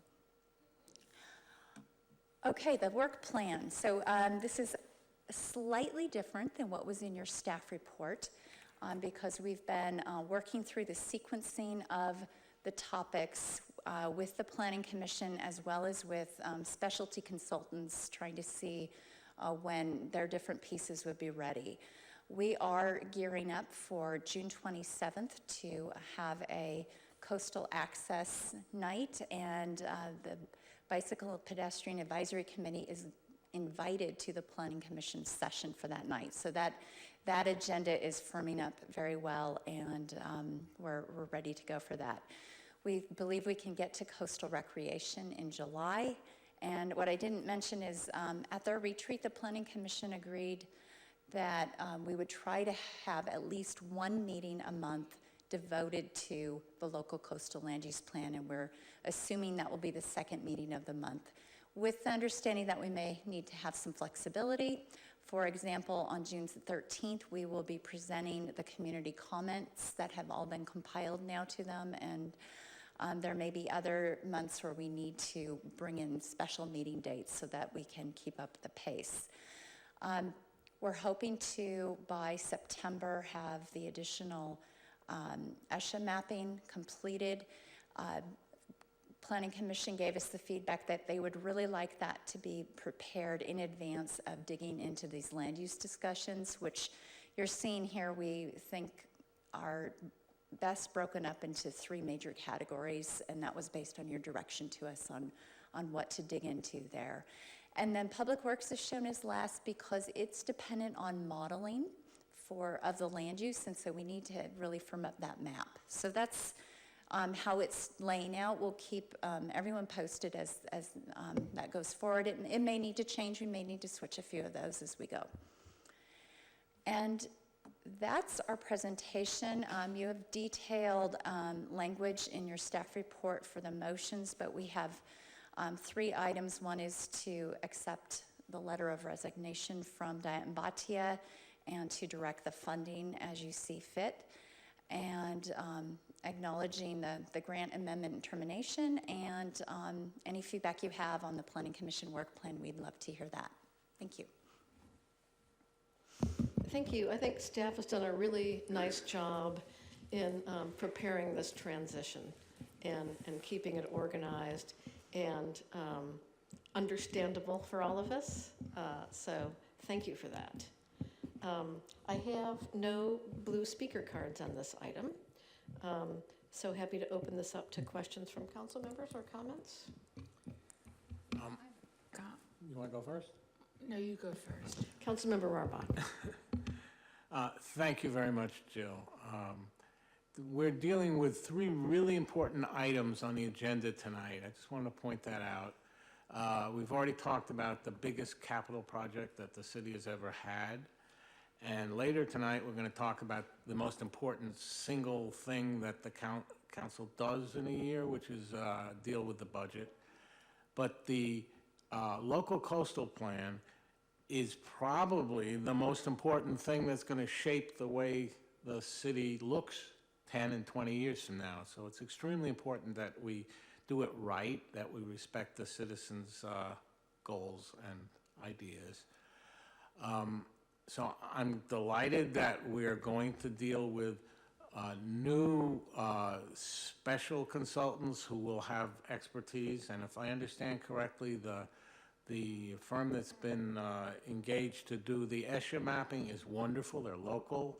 I've actually gone on nature hikes with the person who's running the show, and that's excellent. And I hope that the $140,000 goes in the future to other good local resources that are really environmentally sensitive and help move forward. My only comment about the schedule is that, if you recall, council had directed that the local coastal plan update get highest priority, and it looks like it's doing it, but I think a 9-month time span is probably too long, and if there's something that can be done to accelerate that, to have 2 meetings a month instead of 1, or some of the fluff that really is not controversial, that's easy for the consultants to just write, you know, there are no real changes from the existing LCP, and we can just go ahead with that and streamline the process and try to get it in front of the Coastal Commission for their certification.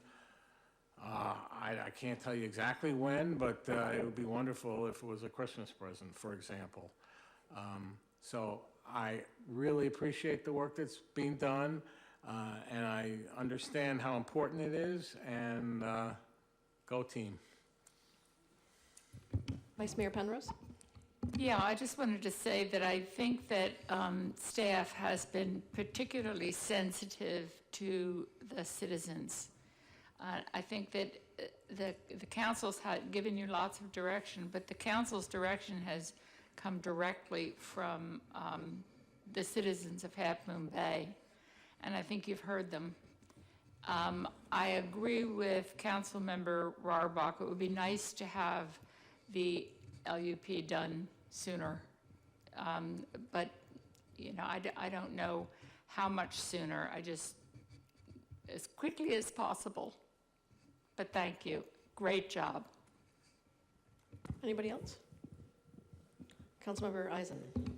I agree with both the comments over here, and you know, as I'm looking through the timeline, I'm looking through the discussion of all this stuff, and I see that part of the discussion in the progress report says progress is being made in observance of City Council's direction. The comment period closed on February 14th, 2017. Hundreds of comments on the first public draft planning documents were submitted between April 2016 and February 2017. Staff is finalizing cataloging these comments with the assistance of M Group Consulting. That, to me, is hard to swallow, that it takes 5 months to catalog something that is also being done with a consulting group. That's where I'd like to move the process along. You do state later on that in the general plan, the management and now analyst position has not yet been filled. I guess that was kind of identified as the most efficient and cost-effective approach for accomplishing this time-consuming task, but that's where I'd like to be able to move along the process, because it's hard for me to understand why that would take that long. I just want to point out that the public input process is not over. So we're going to be doing composition, if you will, but we're going to have to go back and do a reality check with the public of all, you know, persuasions, you know, citizens, developers, property owners. So that part is going to take some time as well. So I think where we can reduce the time, great, but I don't want it to come out of giving the public a chance to weigh in once more when they see the revised LUP. So I share your concern, I share your concern, but I think we have to allow for a public input process. Did you have a? One of the things I would also mention is that we are working very closely with the Coastal Commission staff, and they have skin in the game, as we say. And they are, from all of our coordination conversations, committed to working closely with us and reviewing that document and moving it forward. So one of the reasons why this will go, we think, a little slower than you might wish to in some regards, is because we're going to go at a pace that we hope that they can keep up with and reviewing and commenting as well. What their objective is, our objective is to see this at one time, one meeting of the Coastal Commission for certification, because what we see is Marin County and other areas in which it's been literally months, years before you get certification. The county, for instance, San Mateo County, it took many years to get certification. So they approved it, went through it, all the expectations were there, and then it stopped. So while we agree that we'd like to move this forward as quickly as possible, your message will be taken back to the Planning Commission as well. And but part of that also just clearly is that we're trying to allow the Coastal Commission staff to walk hand in hand with us toward this goal of getting this certifiable in a very short term. I appreciate the list of sub-consultants, area consultants. I would like to say, though, I would like to see a portion of those dollars be spent on a consultant who sort of has the big coastal act picture, somebody on the outside who understands how the commission works, somebody on the outside who can understand how ESHA and coastal access and development come together. There are those consultants out there. If there's somebody like that that can help us move it forward so that our communications with the Coastal Commission staff and the commission itself are more fluid and productive, I think that would be good. But that's all I'm going to say about that, and I think your process looks good, and I think staff certainly has no interest in delaying this or dragging it out any longer than it has to be. And there are some major development applications in the mill too that are going to take some of staff and Planning Commission time. So I think we need to be cognizant of that too. If there's no further discussion, I think we need a recommendation on items 1, 2, and 3. I move to approve recommendations 1, 2, and 3. I'll second. All in favor say aye. Aye. Any opposed? Motion carries unanimously. Thank you. Okay, I am going to suggest that because of the time and because of the importance of the budget discussion, that we pull item 3B, which is comments on Samtrans Coastside Transit Study, and move that to the next meeting. So I'd like a motion and a second to continue that item. I'll move that we continue item 3B until the next council session. I'll second. All in favor say aye. Aye. Any opposed? Motion carries unanimously. So we're moving on to item 3C, which is recommended program options for the fiscal year 2017-2018 budget. Thank you, Madam Mayor. I'd just like to provide a few opening comments. As you know, we've been on a track of approving the budget for 2017-2018.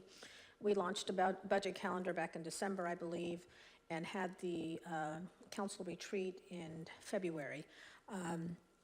This is a long process, and I know for some folks it might seem like a very slow process, but it's a very deliberate process. We've been working very hard to try to provide this information to you.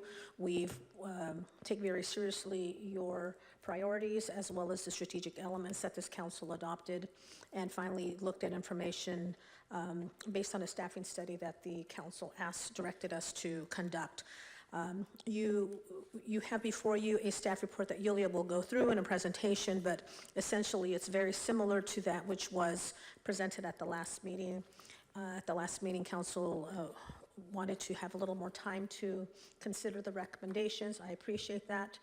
They are recommendations in terms of adding staff, and they do have, of course, dollar amounts attached to those, and we're very sensitive to that. These are clearly policy decisions in terms of service levels and what the council would like to see happen moving in the future. Again, Yulia will go into more detail, but sort of big picture, we are presenting the city manager's recommended budget similar to that which you saw 2 weeks ago, with the exception of removing 2 of the positions, which is the Public Works Supervisor and the Management Analyst. We will make a shift from Community Development to Public Works in order to accommodate those duties that are required in that department. And Madam Mayor, I'm not sure if you wanted to now or later deal with the other item that we talked about earlier with the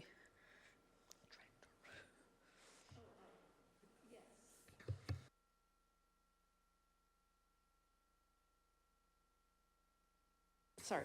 I've asked that we pull discussion of the tractor for the time being, because I think that the program recommendations are necessarily a more productive focus for our discussion this evening, and that I've asked several questions of staff in the last 24 hours about alternative ways of dealing with it, having the school district mow, having the golf course mow, potentially leasing goats, sure.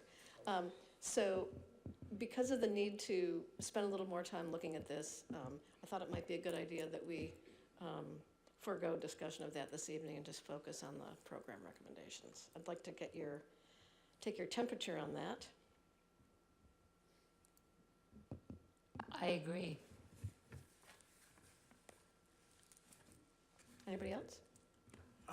With the idea that we would bring it up in the future and we could fund it if that's what we wanted to do, I just need clarification. Yeah. Okay. So we're not like putting it in the budget, I'm going to talk about it later. We're not including it in the budget tonight because we haven't discussed it yet. So, but we're going to defer the discussion and defer inclusion while we investigate further. Okay. Madam Mayor, I'll turn it over to our finance director. She will provide a brief presentation. I also just wanted to thank the council for your time, your energy in reading the material and providing your questions in advance. We've been going back and forth with lots of responses that I hope have been helpful to you, and I thank you for going through that information carefully. Thank you. All right, so I'll just jump to today's agenda. We will talk a little bit about the budget timeline, city council priorities. We'll give you a little bit of update on what we've done with the base budget since last time we discussed it, and the meat and potatoes of the conversations will be city manager's recommendations for the budget. So you've seen this timeline, budget timeline table before. Today we are holding our second budget study session. Last time, you may remember, we discussed council strategic priorities, base budget methodology, assumptions, CIP plan, and you released the CIP plan to proceed with this for the budget recommendation. And today we will focus mostly on the city manager's recommendations for the proposed budget. And the next step after that, we will bring it back to you with the actual documents for adoption on June 20th.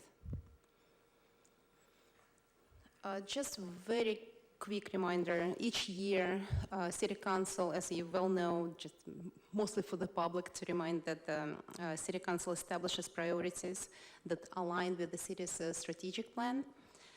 And the strategic plan is extremely important to us because it establishes a framework for the city's short-term and long-term goals, and this pretty much serves the foundations for the budget. So back in March, Council held a strategic retreat to identify and establish the following priorities for the fiscal year 17-18 budget, which is developing affordable housing strategies, developing marijuana regulations and taxation plan, develop strategies to address homelessness within the city, start planning for the new community park within the city limits, and expand the TOT, which is hotel tax regulations, to manage also short-term rentals. And one of the documents of the strategic plan, this priorities, I apologize, these priorities feed into the bigger strategic plan recommendations and initiatives that Council adopted back in 2013, and it was updated in 2016. The plan identifies 4 key strategic elements, which is infrastructure and environment, healthy communities and public safety, fiscal sustainability, and inclusive governance. And here you can see these 2 layers, how they merge together. So your council priorities are on one side, and you can see what, based on what you want to focus on for fiscal year 17-18, and you see how it fits into the strategic elements of the bigger strategic plan.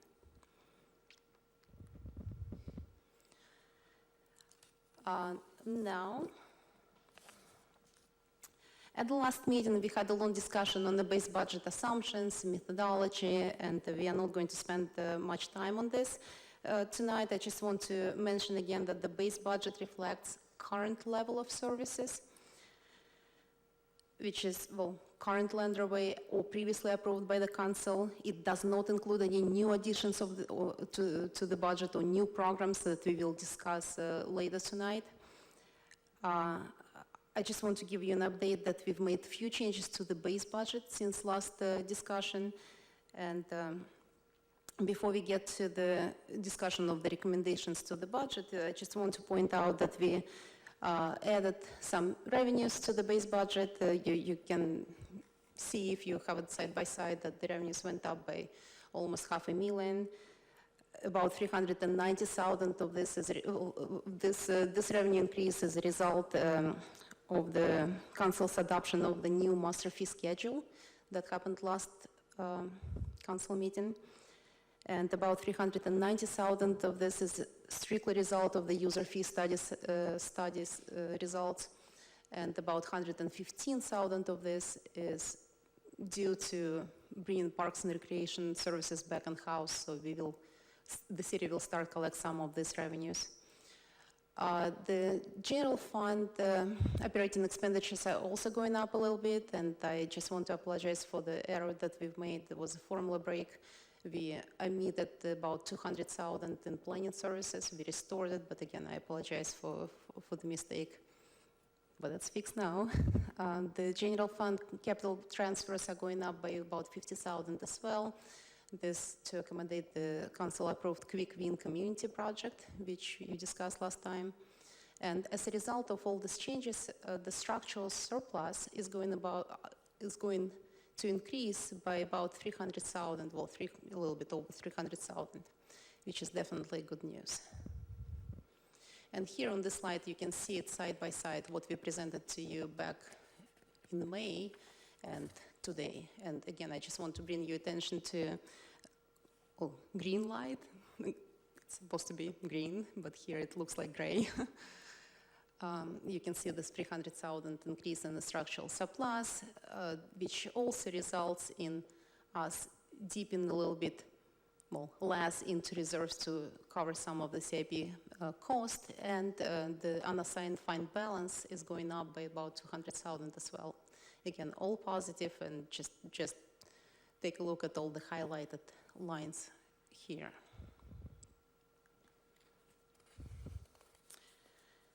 And now we are moving to the core discussion of the evening, which city manager's recommended budget. Again, since the last study session, as Magda just provided in her remarks, city manager met with all departments to review and revise recommendations for the upcoming budget. The recommendations you will see on the next couple slides are based on council directions from the priority workshops, results of organizational study, and feedback that we received from you at the last study session. The program additions are listed in order of city manager's priority, and they're grouped in these two categories. So category 1 identifies resources needed for current services. The objective here is to carry out council's vision and projects that are already underway and address retention and succession concerns that were identified in the organizational study. And category 2 deals with resources for council fiscal year 17-18 council priorities that we just discussed. So these additions will be related to resources needed for affordable housing, homelessness, community engagement, and marijuana regulations. Now, the category 1 program enhancements are listed here on the slide. We can go over line by line very quickly, and we'll go back to the slide once you start discussing these additions in more detail. So the first two are reclassifications of existing positions to bring them in line with assigned duties. Both of these employees are working out of class currently, and we had individual conversations about what this budget request is about. The next one is conversion of a part-time contract principal planner to full-time in-house associate planner to provide additional planning support. As you can see, this is a cost-neutral recommendation. We are not asking for additional funds to support it. It's going to be a wash between, so the contract services will be going down and the salary benefit will increase. The next one is addition of one maintenance worker position in Public Works Department to address our current maintenance needs. And the next one after that, addition of administrative assistant to provide admin support for the new Public Works Department. And item number 6 is reallocation of current management analyst position that is currently split and allocated between human resources and IT budget. So this budget proposes to move this position fully to HR side, so the HR will gain the full FTE, and the portion of the remaining IT allocation will help to pay for IT support, and we requesting additional funds to bring this desktop support in-house. Well, I'm sorry, not in-house, to contract out desktop support services. Item number 7, I will just skip. And the last but not least, addition of another maintenance worker, 1 in Public Works Department. Just keep in mind that this request includes purchase of a pickup truck, so this employee can function.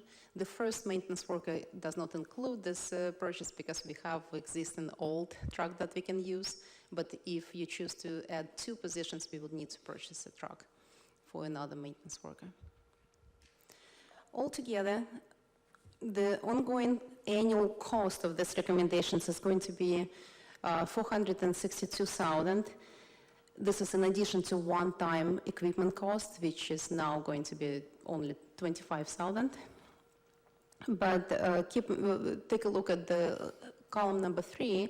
So you may notice that fiscal year 17-18 budget allocation will be significantly less, and this is because we assume 25% vacancy rate to fill the positions, which is our typical recruitment process. And I also want to mention that all the new positions, the salary for all new positions is based on preliminary market compensation analysis of similar classifications in San Mateo County cities. But that also means that once council provides us direction, we will do an in-depth analysis, compensation analysis, and salary structure alignment, and bring it back to you for approval together with the recommendations. So right now, you're only considering budget allocation, not necessarily the salary ranges, job classifications, or any of this HR-related items.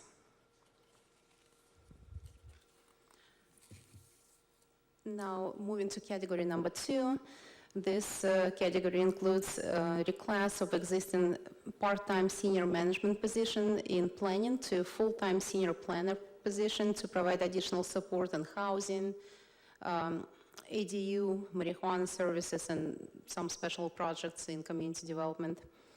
And the last but not least, an addition of a management analyst position in Parks and Recreation Division, but this position will work, this person will work on community engagement projects associated with homelessness and community building.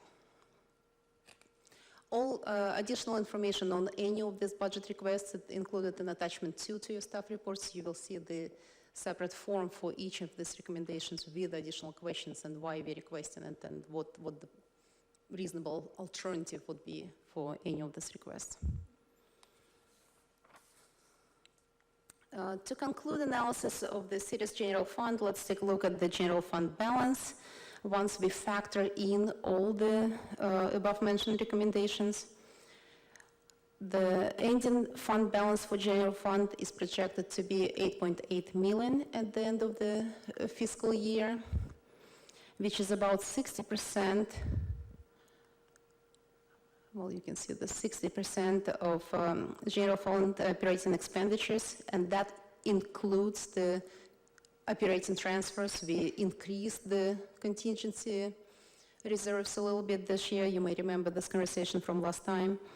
And I just again want to point out that 60% is way above the GFOA guidelines, which is really good news and very healthy level of reserves. And most cities, well, I don't know most, no, but many cities in the Bay Area struggle to even maintain 20% reserve.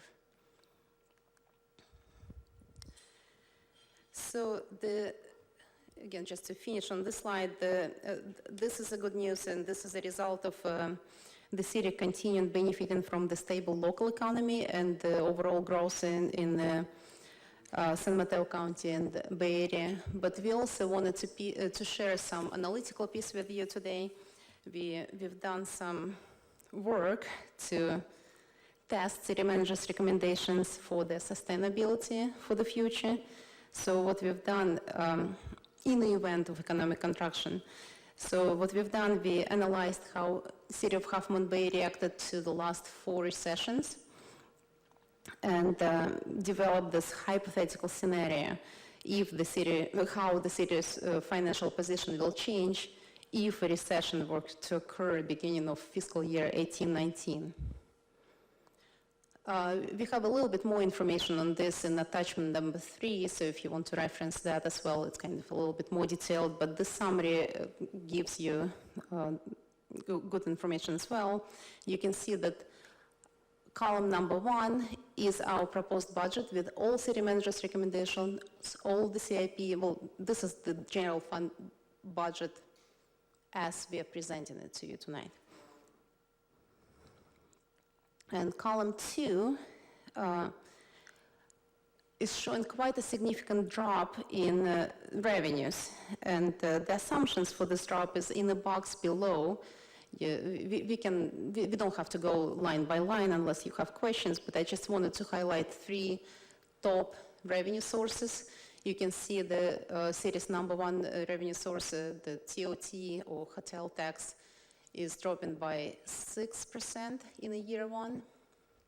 And I just want to give you, like, to put it in perspective, this revenues dropped by 5.4% in 2009, which was the deepest dip in these revenues.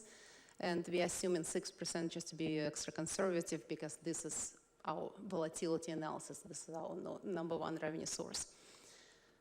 Sales tax revenues, we are assuming 6.4% decrease, and this is also a scientifically designed number. We've worked with our sales tax consultant to arrive at this number.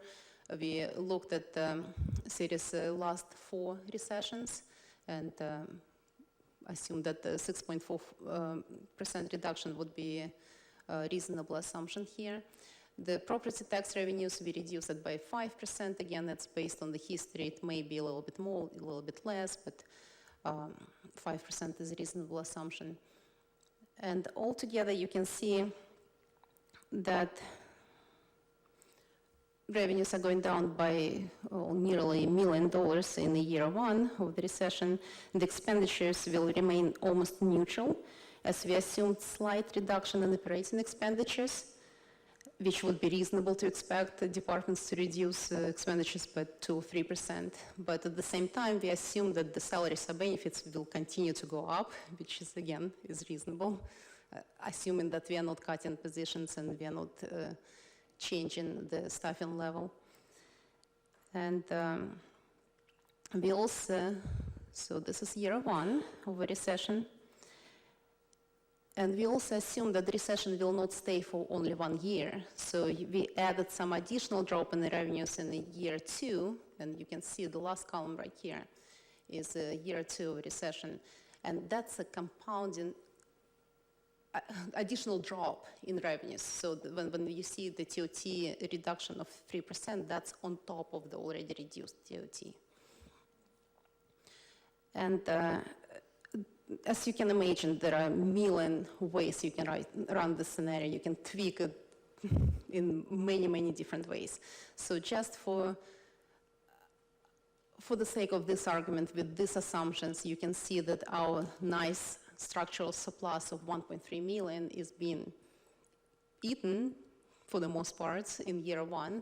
So it's dropping to about 500,000, a little bit more.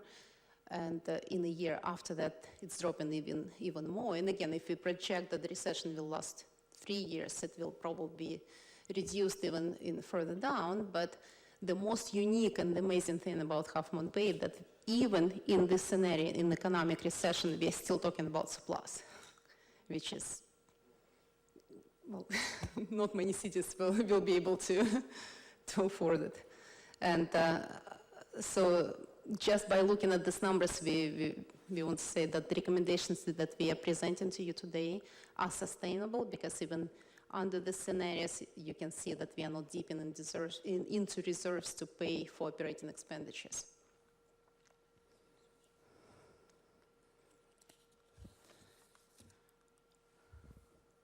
And just to summarize everything we've discussed so far, the city's general fund financial position continues to be strong. The proposed budget, general fund budget, assumes 1.3 million in structural surplus as revenues compared to expenditures. General fund also has 8.8 million in general fund balance projected at the end of the fiscal year, which is about 60% of the operating expenditures. And the proposed budget recommendations include total addition of 652, again, take out 80,000 for the more in the trailer out of this number. And up to 532,000 of this will be absorbed by general fund. This number is a moving target. We will bring you a little bit more revised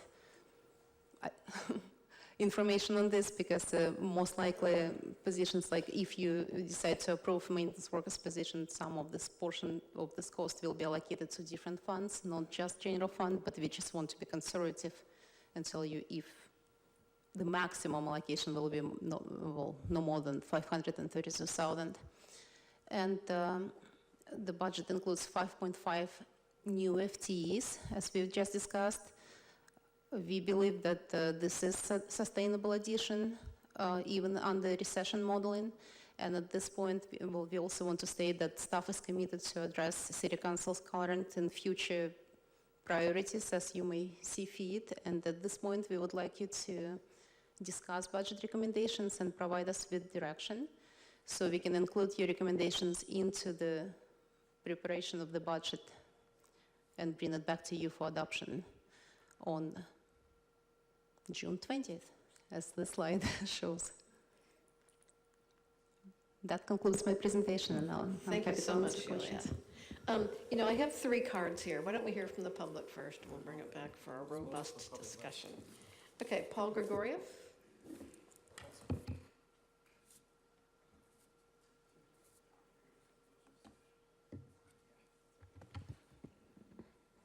Let's see, is that working okay?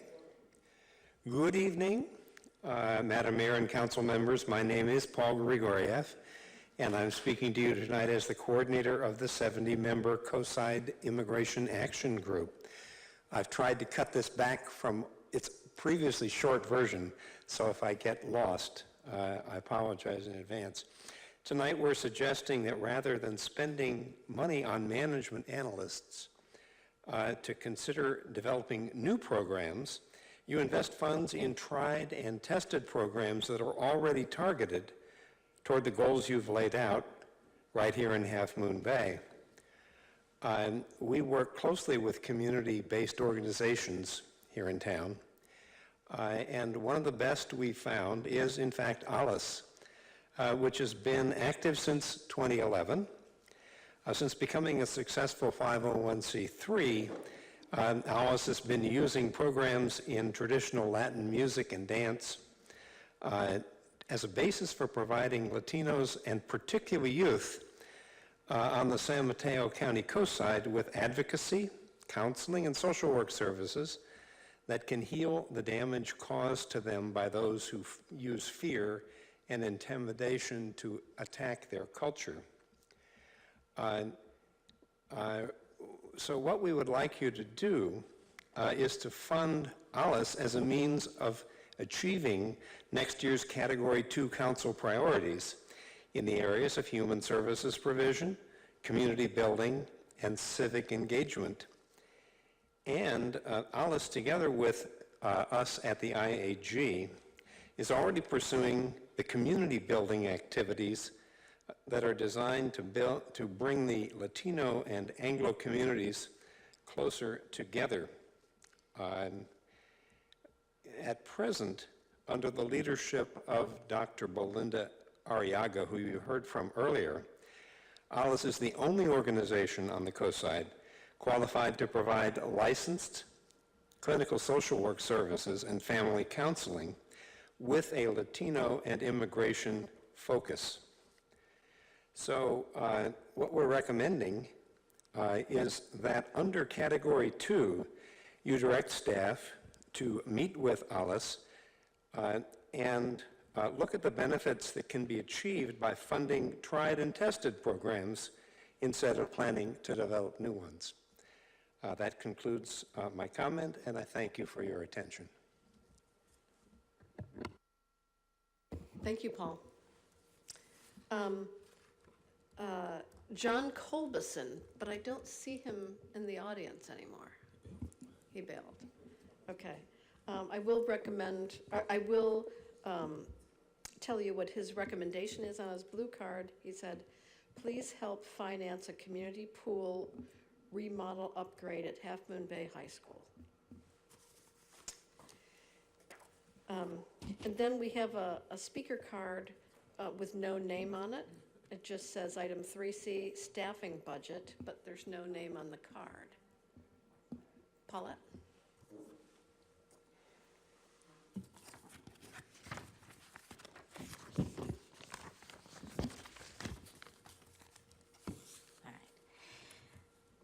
Paulette Eisen, and I, first of all, would like to ask that when you put something up on the screen, I'm wearing my glasses and I cannot see that.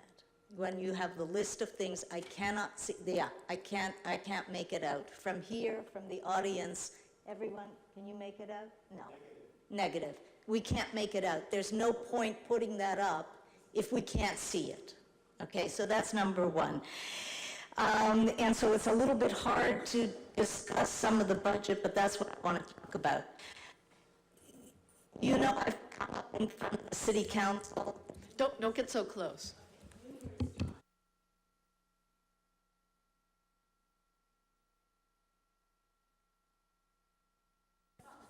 System. The money spent on that does not seem to work. Okay.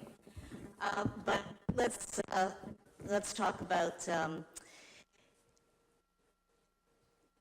I always want the city to be careful with the money.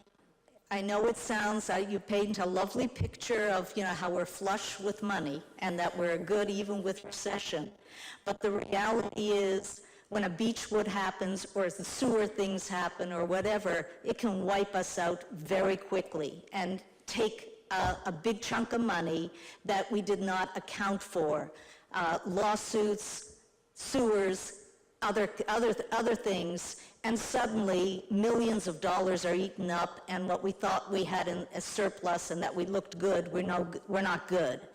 So I think we have to be always very careful when it comes to our budget, especially given the fact that we're so dependent on one industry at this point. Hopefully we can diversify. I looked at, given my background in human resources, I looked at the study that Greg Larson did, which I thought had some very good points, but when it came to comparing other cities and their staffing and their organization charts and hours, I thought that was poorly done. I also thought the choice of cities was questionable. Capitola, I thought that was a good, you know, it's a coastal city, similar revenue that they have, and that's an important factor, is what's the revenue? It's at population size, revenue, and what their organization is about. So for instance, Capitola, supposedly has 55 full-time employees, but then when you go through it, it shows that 23 of them are police officers, which, brings it down like to 32. I mean, these are the type of things that you need to compare apples to apples. And I didn't feel that his study did that, and I think that's real important when it comes to any kind of staffing decisions. And especially, I agree with the earlier speaker who talked about the Public Works Director, and whether it's that one, or a Recreation Director, or Administrative Services Director, which I have not seen in any organization chart in our city size, that those things need to be looked at carefully, because when you're supervising, when you're overseeing like 1.5 or 2 employees, that is not an appropriate position title, because with that title comes a certain salary range. And so all of that needs to be really carefully looked at and before any decision is made, because I think, frankly, it's not very responsible to make decisions based on that particular study that he did. And I think that we should identify a good 8 cities with the same population, could you wrap it up? money. It's Yeah, over time. I'm just saying that if we're going to do that, is to identify and do an apples-to-apples comparison. Okay, so I have no further speaker cards, so we're bringing it back to the council. So let's start with questions for staff before we start, commenting or making motions. Who would like to begin? Councilmember Kowalczyk. Hopefully, it's a simple question. So I'd like for the city manager or staff to paraphrase the number of staff that were recommended from the staff. So staffing study came from the council. We directed you to do the staffing study. I'd like you to paraphrase the number of staff that were recommended in the study, then what we're seeing tonight, and then why the change for the 2 staff. So that's what I'd like to understand that. Thank you. Yes, thank you. The staffing study recommended 9 additional positions, and also recommended that the contract staff hours be increased, that several part-time staff positions be increased to full-time, and that we secure some of our current contracts so that we can secure the costs so that they don't go up. The recommendation change from the last council meeting to this meeting was essentially as a result of the comments that we received from the council and trying to provide a recommendation that could be accepted by the council, understanding that, frankly, we do need more staffing, but we won't be able to staff all at once, but it was trying to find a place that council would be comfortable.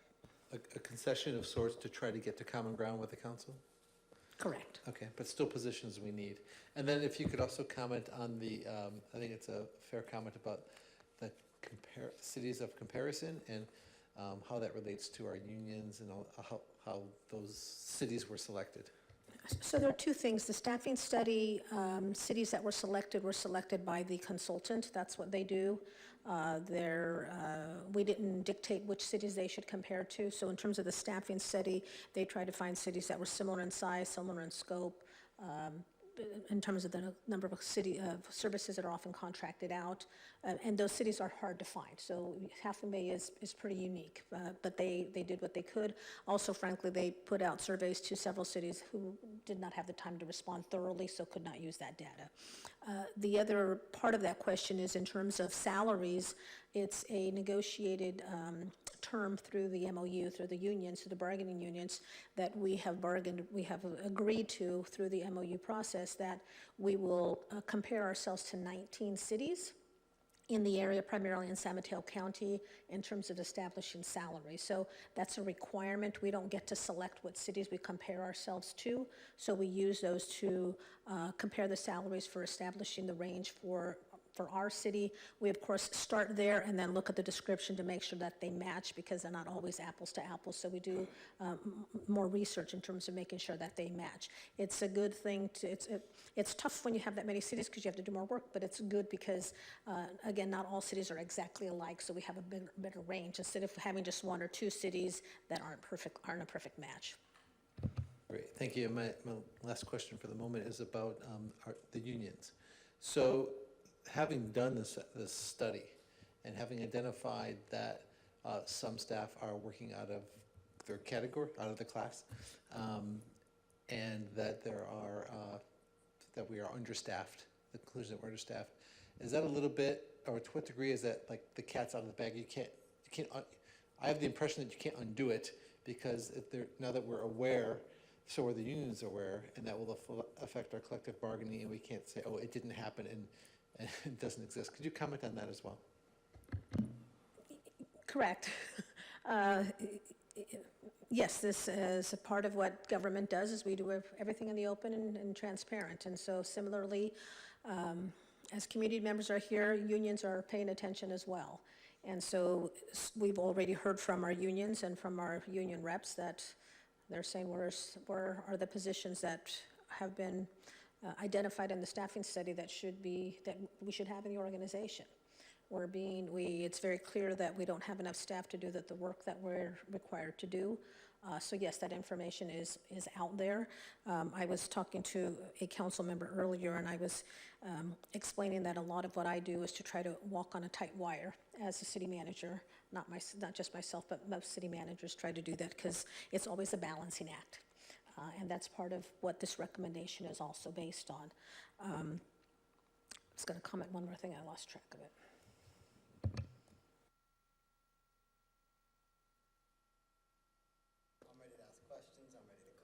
I'd like you to start with questions. But okay, let Councilmember Rohrbach go first. When is the appropriate time to suggest a different salary range from what was in your budget request? So as I mentioned earlier, let me answer the question a little bit differently. As I mentioned earlier, the salary range is established based on the comparable cities, and we look at those comparable cities. We did a quick study of that information to set the range. We set it high so that we're, again, super conservative in terms of the expenditures versus the revenues. We will then bring back the salary range to the council for approval. But if tonight we wanted, for example, to lower the range based on our intuition as to what is reasonable, is this the time, or only when you bring back the position? I would recommend that you do that at the time that the position comes back. With the action that's before you will be that of the salary range. I guess I'm confused. If we approve a position with the salary range that you have asked for, that's it? We don't get a new opportunity to change that? Is that right? You're not establishing the salary range today. With the approval, you're essentially approving a budget allocation. So today is a budget allocation, so that there's money set aside for the position. We will then bring back the position with the salary range that you approve. The number that we're putting aside today is only put aside so that we have enough to cover that range. Can I take a stab at this? Yeah. So the budget, just like the LCP and the general plan, is a budget document that sets out, your plan, your blueprint for spending in the coming year. So you're identifying things that you want to spend money on, but before you spend the money, things come back to us so we can make decisions on actual spending. So the budget's not a spending document, it's an allocation document. You have your revenues, you estimate your expenditures, and you come up with a plan that takes all that into consideration, plus your strategic goals. So it's a guiding document. The two most important documents we have are policy documents, that's the budget, and the general plan, local coastal program. So you will get another bite at the apple in terms of approving the salary range later on. But what the decision you're making tonight is, do I want a public works director? would that benefit the city? Do I want additional maintenance workers? During my campaign, I ran on keeping up our infrastructure. That infrastructure is important, that we want better infrastructure, that we want more infrastructure. So what do I need to make that happen? So these are the policy level decisions. I understand everything that the city manager you just said. What I'm asking is, let's, for argument's sake, say that there's a position that is wonderful and we definitely need to fund it. It's a $1 million salary for Mr. X, okay? And then there's a salary range that's in this document. It's an estimate. It's an estimate, but it's an estimate that we can lower when it's time to actually hire that person. What's the answer to that question? Yes, you mean you will approve the range under which the city manager can hire staff? Yes, based on comparable information that we will put together after the budget's approved. And you will have salary savings as a result of it. You will have salary savings as a result of it in this particular scenario.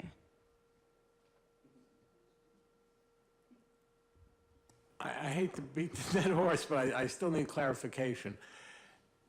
These positions, at least the way I saw it, did not have a salary range. They only had an estimate of the highest salary. Mm-hmm. So it's hard to know what the actual salary that I would be comfortable paying that position when it gets funded. So at this point, you should not know that range because we don't know that range. We are budgeting at the budget, correct me if I'm wrong, is the highest step. So it's the pool of resources available. Then it's incumbent upon us to underspend that budget and to staff the position under that level. And then we have budget savings. So when it comes back to us, we'll be able to look at those positions and say, oh, this is a $120,000 position. We budgeted $150,000, and maybe we determine we can do it for $110,000. Then we have a budget savings of $40,000, and we've budgeted that position. Today is setting out the pool of resources so we know there's enough available. When it comes back to us, we then allocate that to those positions at the amount we deem appropriate. Was that a question? That was not. That was supposed to be clarification. Interesting. Was it? Councilmember Rarbach, are you done with your questions? Yeah. Okay. Councilmember Eisen.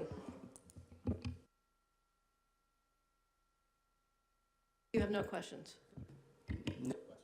Okay, then go ahead and comment. All right, so let's start off with a couple of different things here. This is going to take a few minutes. There are services in the town that we need to take care of.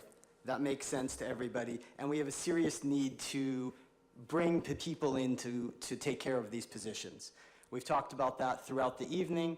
There are pieces of the pie that we have not been able to move forward with as quickly. There are things that haven't gone as well as we would like them to, and if we have extra staff, we should be able to deal with those things moving forward. It's great that we have reserves moving forward. We talked about them. There's plenty of money in the budget, and that's great news. So thank you for that and the reporting and answering the questions. Great job.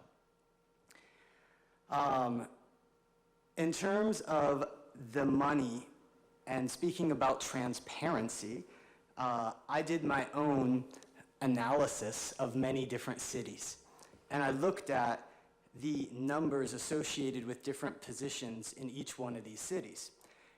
And I asked for comps for this particular exercise, which I was not able to get. And I agree with whoever talked about the report from the consultant that was extremely inadequate in terms of being able to compare other cities. Now I get, we are one of 2 towns entirely within the Coastal Commission. I get that we have had a long relationship with hiring and firing people. And I get that the staff is overworked. So that we have to take all those things into account, because my goal here is to make sure that the people of Half Moon Bay understand that as we hire into these positions, that it's supposed to be something that the town understands the positions are going to help deal with the issues of the town. And we need it. So there's that side of it. And then there's the other side, where people come to me and say, you know, we are doctors that live in Half Moon Bay. 2 doctors came to me, and they say, we don't even make close to the salaries. And we went to school for 10 years beyond college to be able to get our specialties. How are we able to justify the hiring of these positions? And so I went to Transparent California. It's a website. And I looked up our city manager compared to other places, because that was the one thing you could easily get access to. So our city manager makes $313,000 and oversees 40 employees. San Mateo city manager makes $323,000 and oversees a staff of over 1,000. Santa Cruz city manager makes $269,000, $50,000 less, and oversees a staff of over 1,000. I'll skip some of the other ones. Capitola, which is part of the consultant study and is exactly the same size and budget as ours, city manager makes $100,000 less and oversees a staff of 151 employees. I am not disputing, there's a bunch of others in here. I won't waste your guys' time with it because there's so many different pieces of the study that I've done. That's the study I would like staff to provide to make sure that the town people and myself feel comfortable with the salaries we're going to approve for these positions, because it is very hard, at least for me, and maybe not for the rest of you, to justify the salaries that we are looking to spend on these positions. And I want to make sure that when we do it, that everybody can buy into it with full acceptance, and that we move forward as a town with the knowledge that we are hiring people in order to fulfill the obligations that this town has to be able to run efficiently. I'm going to have to respond to that one, because I don't want the community to walk away with that information is not accurate. Those are often salary and benefits, which is different than salary. Not all of them are salary and Correct. benefits. Those are not based on what the contract or what the wages are, it's what the earnings were. So for example, if a city manager started in September, the amount that's reported will be for whatever, 4 months. All those people were working full-time. They'd been in position for over a year. I did quite a bit of research on this. Councilmember Kowalczyk.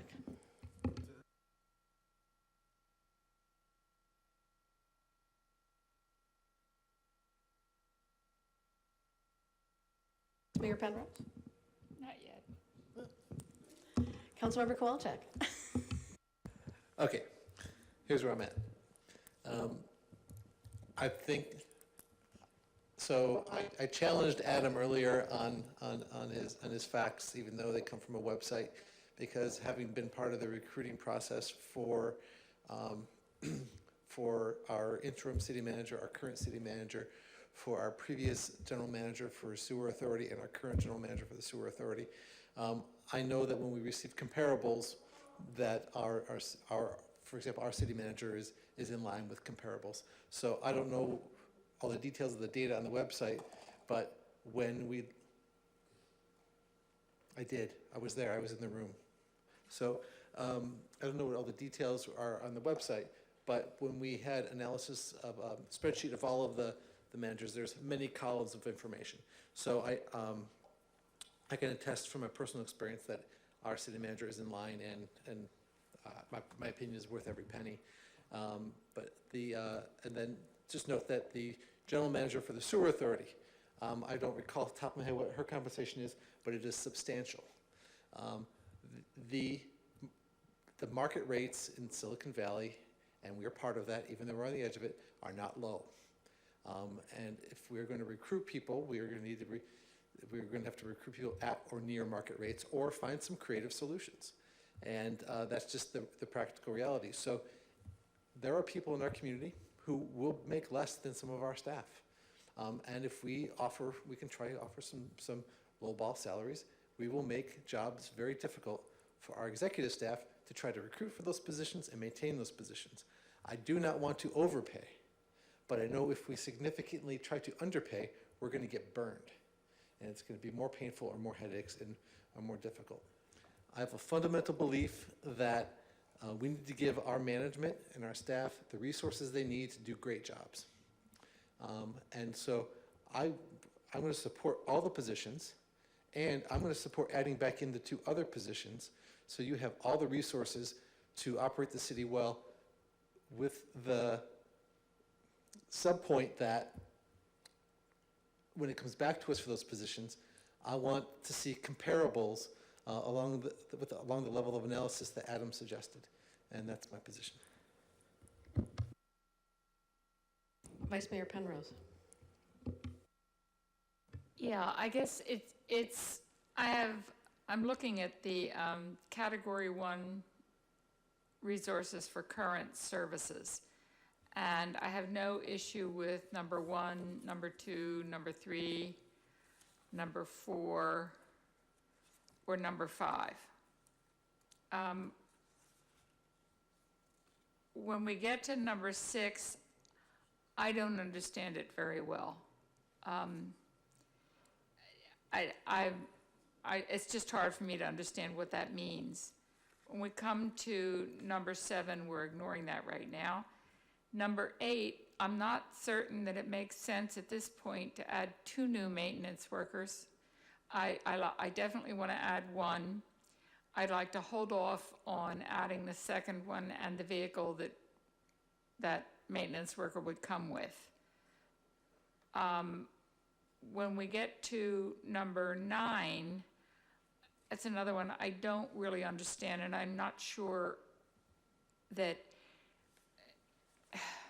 if we're hiring somebody or we're reclassing a part-time to a full-time to take care of housing, accessory dwelling units, marijuana services, and other special projects, it sounds like a lot of different jobs for one person to handle. I'd much rather see us have somebody who was dedicated to one of those jobs, 2 of those jobs, in order to do them well.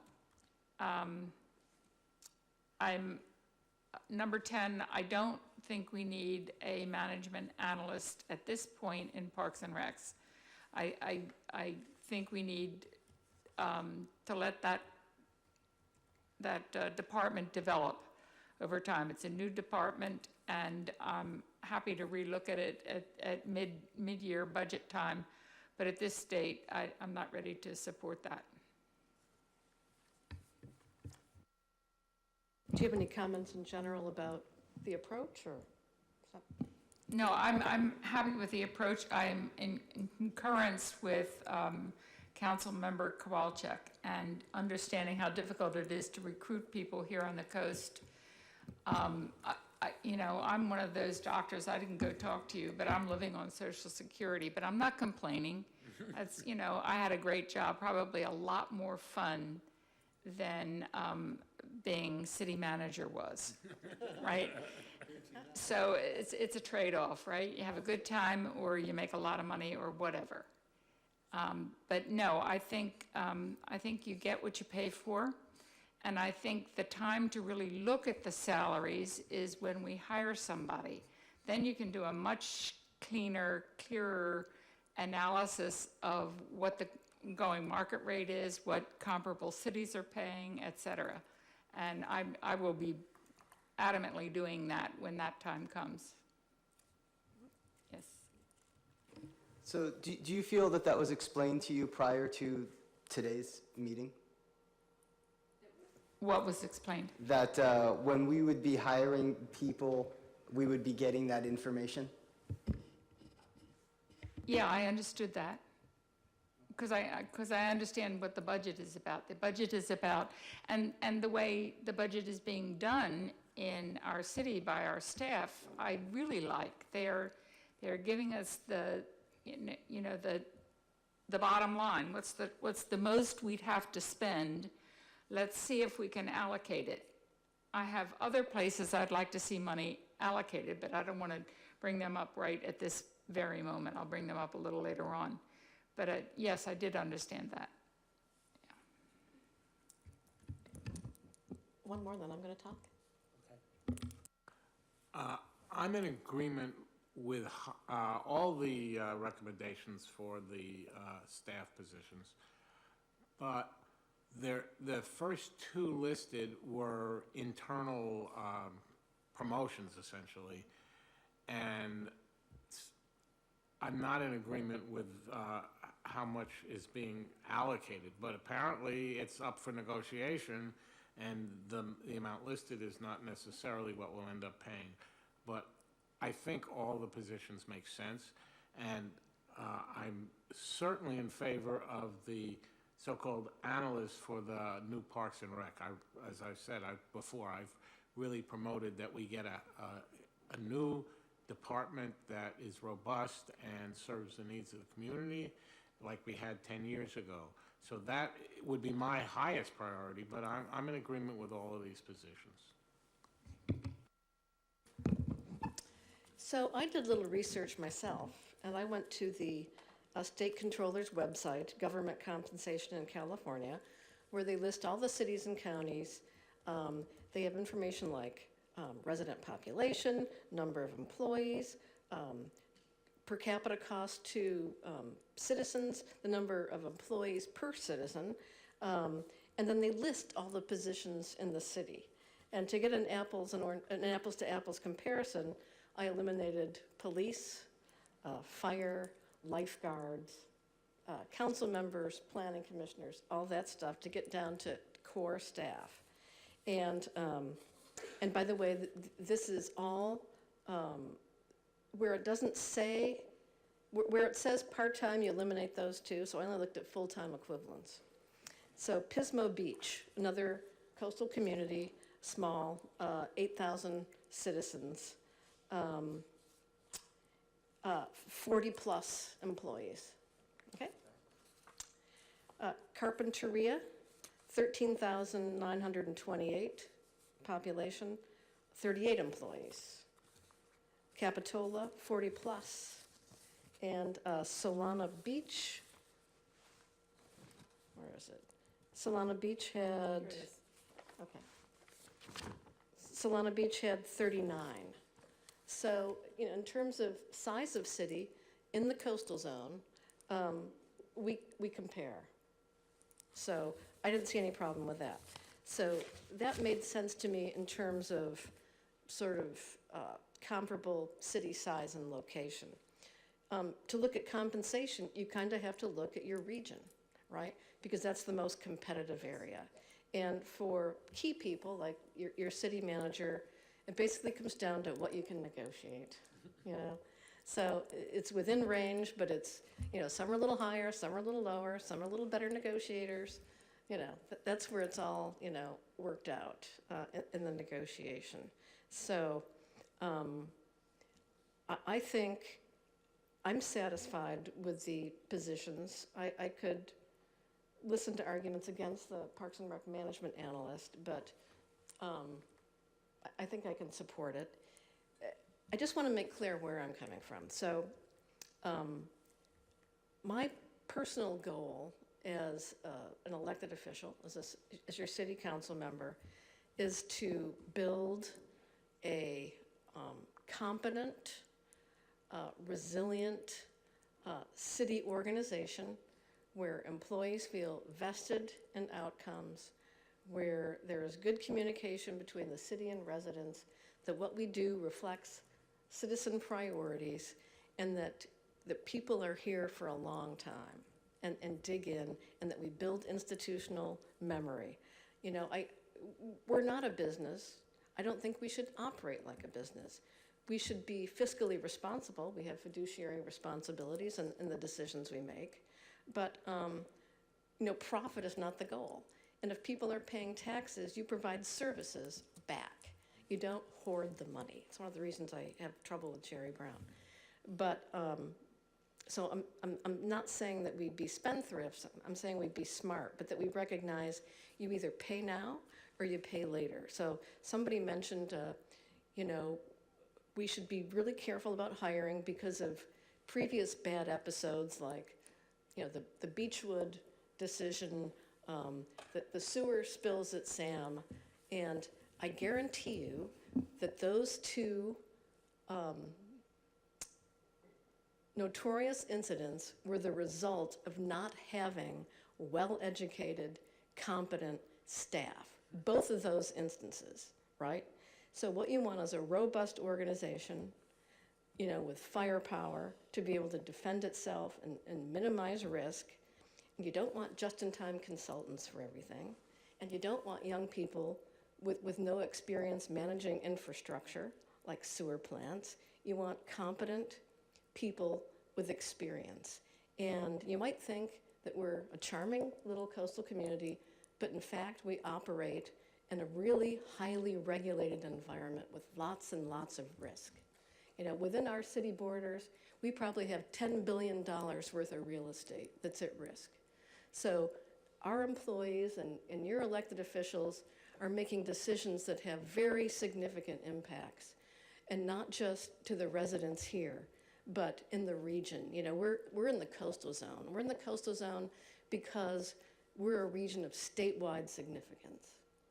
And every single one of our managers participate on countywide and region-wide committees, all the public works directors, all the city managers, where they discuss issues and share information and resources. And, we need firepower, in those regional organizations. If we're going to get grant funding for roads and trails and grants to do things, the kind of things we want to do to implement our community values, we need a solid organization. So I've got no problem with investing smartly. I think right now the staff at City Hall is amazing to me compared to years ago. As you might recall, I was around 20 years ago as a city council member. So I am very pleased with the level of competency in our organization and the heart and the diversity. And we have lots of powerful women in our organization, and we have minority group representation. We're moving forward and integrating with our Hispanic community. I see lots of good things. So I'm not in the mood to cut corners, because I believe you get what you pay for, like Dr. Penrose said. And if you don't pay now, you absolutely pay later. And we're a community with a lot of risk and a lot of regulation, and we need good people. So that's where I'm coming from. I'm not interested in shorting ourselves, cutting corners, pretending like we're, an old cow town. We're not an old cow town. And we have needs for economic development. We have all the needs of those cities over there. And in fact, we're more regulated than they are. So I'm basically going to support the recommended program for both of those categories, because we want to get stuff done. We want people to be involved, and we want to bring Half Moon Bay into the 21st century. And we want to survive sea level rise and climate change and economic downturn and whatever comes our way. If everything were to go away over the hill tomorrow, bomb goes off, terrorist attack, I want us to be a sustainable community, to be able to be self-sufficient and protect ourselves and protect our citizens and protect our assets. So I'm not going backwards. That's where I'm coming from.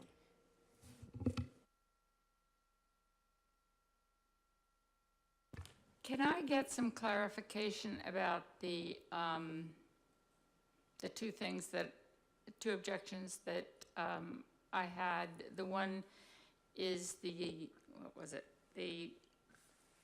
management analyst position in Parks and Recs, and then the other one was the addition of the second maintenance worker. I'd like to hear the justification for doing that before I vote on it.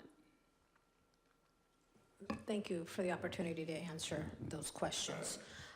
The maintenance worker really is a level of service question. We are not maintaining our infrastructure as we should. The organization for years has not done that for obvious reasons. We're trying to get back to that. We don't have a regular maintenance program. We're a bit reacting to that which breaks instead of being smart and thinking ahead. But it's a level of service question. As you know, the study recommended 4 positions, so we can do a better job of that work. And I think it's a little bit of you know, we also have sensitive habitat that we're dealing with that our maintenance workers deal with. So the biotics and that kind of thing, we have to be very careful that we don't get into trouble and we're doing things appropriately. It's also a safety issue. There's lots of work that can't be done when there's only 2 people because we need to be able to close the road or be able to direct traffic so that the workers are in a safe place to be able to do the work. So it's hard to do that with, we actually have 3 people now, but we have one on long-term leave. So all of that is part of, it's a level of service question, really. So if we have, we currently have 3, but really only have 2. For about the last 2 or 3 months, yes. Right, and how long is it going to be only 2? Or do we know that? I don't know that yet. Okay. Then we're talking about adding 2 more. So the total would be 5. 5, correct. One of whom is not available. Correct. Okay. And then in terms of the other position? Yeah, the you Parks may and have, Recs. yeah, and it's been a little bit confusing. You may have seen some language where it says Recreation Division, Recreation Department, Recreation and Community Services Division. So we're being a little bit fluid with that, depending on how the council elects to move forward. One of the recommendations in the staffing study was a recreation director. I did not put that in any of the levels of recommendations. But the idea is that if this position were to be approved, we would call it Recreation and Community Services Division. It's still going to report to the city manager's office. And so the responsibilities for this position will be, although they can be recreation, it's mostly the community service portion of that title, if you will. So it's the issue of dealing with homelessness. So this is what that was a way to deal with the council priorities of dealing with the homelessness. It's also to deal with the grant program that the city established last year, but we've not been able to get to it as staff because we've been lacking staff to do that. So it's establishing the program, monitoring, issuing the grants, getting the application process, all the criteria. And then it's also doing more of the civic engagement types of thing, community building like NET, those kinds of programs, so we can do more of those. I thought we had a grant writer, a consultant. Not a Writing grant writer. grants. The council allocated $100,000 to give grants to the community. We've not been Oh, able to that's what launch you're that talking about. programs because Thanks, we yeah. haven't been having the staff to do that. Okay.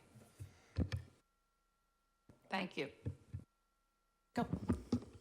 So just to clarify again, if we approve all the positions, we will still, all the reclass positions will still come before council. I'm just clarifying that part of the question again, because I don't know if I understand it either. But the reclass positions will come before council before those are approved as well, correct? That is correct. So the items number 1 and 2 will require changes into classifications, and classifications have to be approved by council. So we will bring classifications for these positions along with the ranges for this, salary ranges for these positions. And I think we've discussed in individual discussions, as part of the compensation analysis, we will also do salary structure analysis and see how these positions align in the salary structure for the organization. Because right now, just to give you an example, like you may look at one specific position in this snap of time, so, and evaluate it against the market, which may put this forward above or beyond the other positions that you may or may not want to see shake up this way on the salary schedule. So we will look at all of this and we'll recommend you salary ranges for the adjusted market and alignment.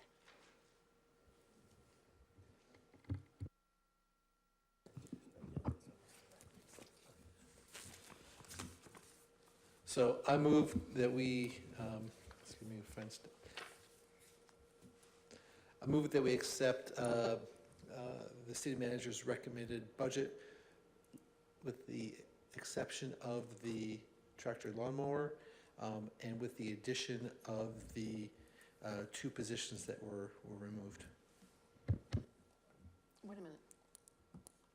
The No. 2 positions are not in the current recommendations. They are in my motion. I personally can't support adding back the ones that were removed. That's what you really mean that. I see, okay. Sorry. Yeah, I'm not kidding around. Okay, got it. Sorry, now I understand what you said. So that's my motion. I'll listen to a friendly amendment, but that's my motion. I would support it if you remove the 2 that were already removed prior to tonight. Me too. Me 3. Then I'll reluctantly amend my motion to accept city manager recommendation less the lawnmower. You had a question? Well, I want to add or amend to it. Same motion, but amended, obviously, we have the schedule, the salary schedule you talked about, but also the classification schedule. I want to understand the different possibilities that exist among the classifications. Senior manager, director, anything else above, all the options that are available to us as a council to be able to talk about the different positions and the different levels of classification as they're brought back to council. So I'll try to restate that. So I move we accept the city manager's recommendation less the lawnmower with the caveat that when the positions come back to city council for review, that they include analysis and full summary or outline of the various classifications of positions and levels that are available and comparable comps. Second. So we have a motion, a friendly motion was accepted. So the maker of the motion was Councilmember Kowalczyk, accepting a friendly amendment by Councilmember Eisen. It was seconded by Councilmember Rarbach. And if there's no further discussion, I'd like a roll call, please. Councilmember Eisen, Yes? Councilmember Kowalczyk, Yes. Councilmember Rohrbach, Yes? Vice Mayor Penrose, Yes. Mayor Reddick, Yes. motion carries. Motion carries unanimously. Thank you. I know this was, I want you to know, folks, that, council members are free, as long as they don't discuss with other council members, to send questions to staff, asking for information. And between the last meeting and this meeting, council members did their homework. Staff was at the ready, sometimes late at night. And I think it was ended up being a pretty good and thorough process. I want to say thank you to staff for your availability and the information you were able to provide. And to the council members who did their homework and asked questions. That's what it's all about. Thank you for that. So does anybody have any city council reports? I'm passing actually this evening. I have one. Of course. I have something very important to talk about, and I know you're going to agree. I have no doubt you're going to agree, because I want to acknowledge David Pantera, who served us with loyalty and diligence, and when we're home drinking beer because we're beat up, he's taking care of us. I think tonight is your last meeting, right? So I just want to say thank you. Thank you so much.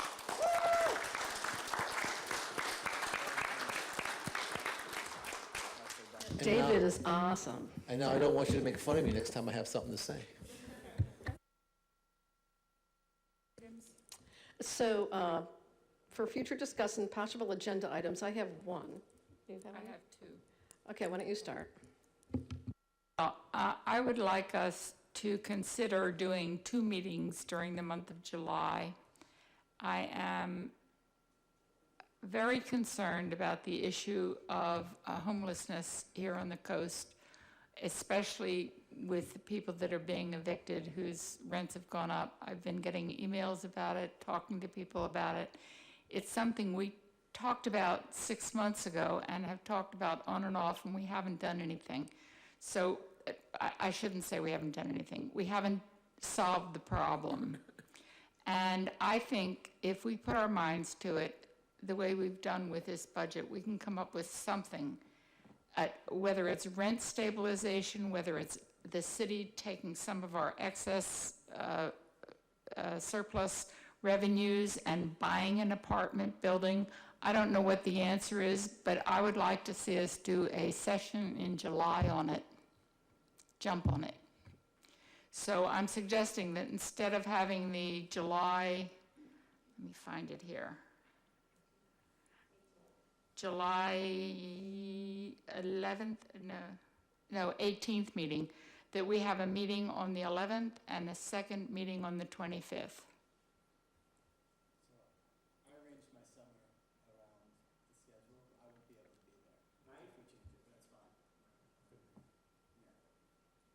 I was saying I arranged my summer schedule around trying not to miss council meetings, so I wouldn't be able to make this, but I'm just giving the information, not that it shouldn't happen. I'll have to check my availability, same. I'm open to it. And also, the other caveat is we would have to determine what staff would need to prepare and make sure they have adequate time for whatever we come up with. Yes, I understand that. I haven't heard from them yet. Yeah, I too won't be here that date, those dates. Either of those dates. The first date for sure. What about the second date? Off the top, I don't know off the top of my head.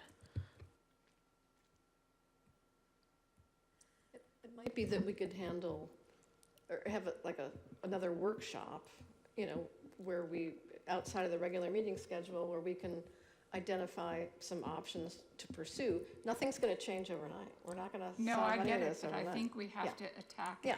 Well, I would recommend that we schedule a workshop or a special meeting, then it doesn't have to necessarily be on first or third. But Happy to do that, and I think what we can do is, in terms of the staff work required for preparing, we have a sort of range of things that we presented to the council during the retreat that we can revisit, strategies for affordable housing. And Right. maybe we can bring that forward and have the council take another look at that. yeah, and I would consider not just those, but maybe allow the council members, if they've had subsequent ideas about it, to forward those by email. I certainly would like us to look at something. I know many cities that have not done rent control have done things like just cause eviction regulations. But of course, as we look at this, we're going to have to look at not just implementation costs, but enforcement costs, right? So that's something I'd like to look at. But yeah, so I agree with you. I think we need to start the conversation. So let's look at a schedule for a special meeting or a workshop. Yeah, I'm happy with that. And it doesn't have to be on a Tuesday either. It could be, we could do a, what do you, doodle it? We could doodle it. Yeah. Okay. Did you have a second one? That was it. There were two in one. Okay. Go ahead. So I don't know what the general sense is on the PG&E project going on. I took a picture of what's going on in our neighborhood, actually. I'm being stopped in the street every day being asked about this, and I don't have any answers yet, so I don't know what to report out on this topic, but obviously our streets are starting to look extremely pocked. You probably can't see it, but it's, I don't know what's going on with that, so it'd be a topic I'd be curious about. And then the second topic, which I think we're going to get to eventually, but is Poplar Beach. And we talked about all the various different things we can do, but I mean, a picture today of Poplar Beach and all the garbage that's out there in the parking lot was just kind of disturbing, and I'm wondering if there's something we can do about that.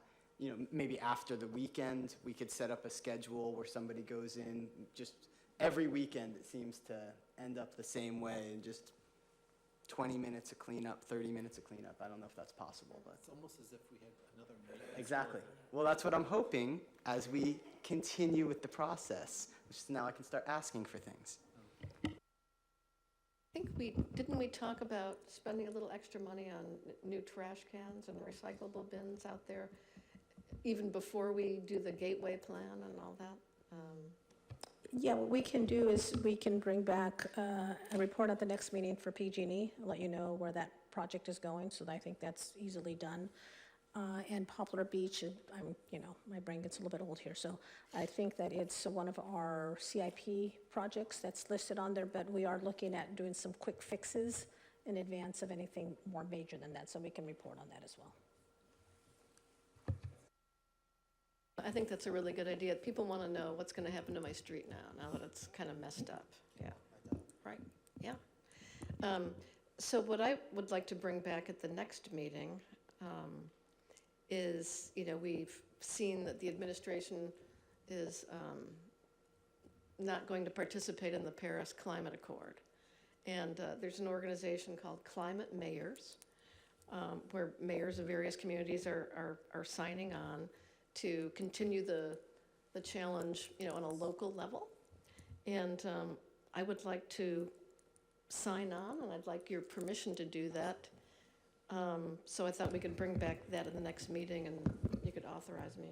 I hate to interject. I've been letting it go for a while now. This is well off agenda. This is discussion of substance. If you'd like to add items, simply ask to add them, but substantive discussion on PG&E, future action, all aspirational goals, let's put them on the agenda and talk about them in a notice meeting. Okay, that's one of the things I'd like on the agenda is the climate mayors. And it doesn't require any funding or anything like that. I just want to point out. Okay. At this point, we could have a motion to adjourn.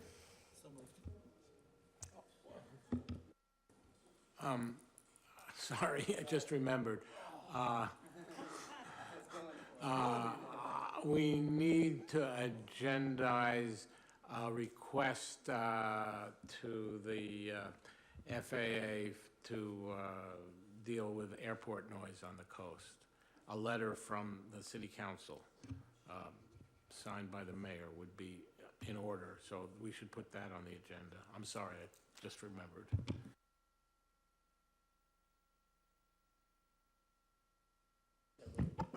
Go for it. Last agenda item, the business licenses for people that are massage therapists. I forgot that one. I guess agendized, or I can talk more to it, but it doesn't sound like I'm supposed to, so, yeah.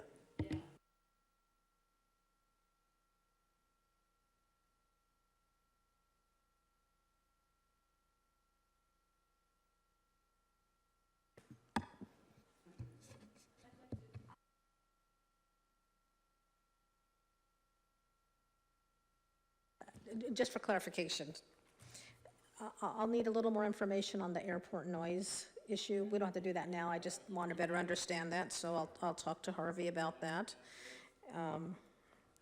And then on the massage therapist, what I can do is provide an update on that information. So again, I just want us to be on the same page. So I would like us to adjourn the meeting in memory of John Dooley. John Dooley passed away recently. He was kind of another line of the coast side, did a lot for IDAS, a fisherman, had a fabulous wife, both of them dedicating so much time to the community. And, it's a sad loss. So I'd like us to just have a moment of silence in honor of John Anthony Dooley.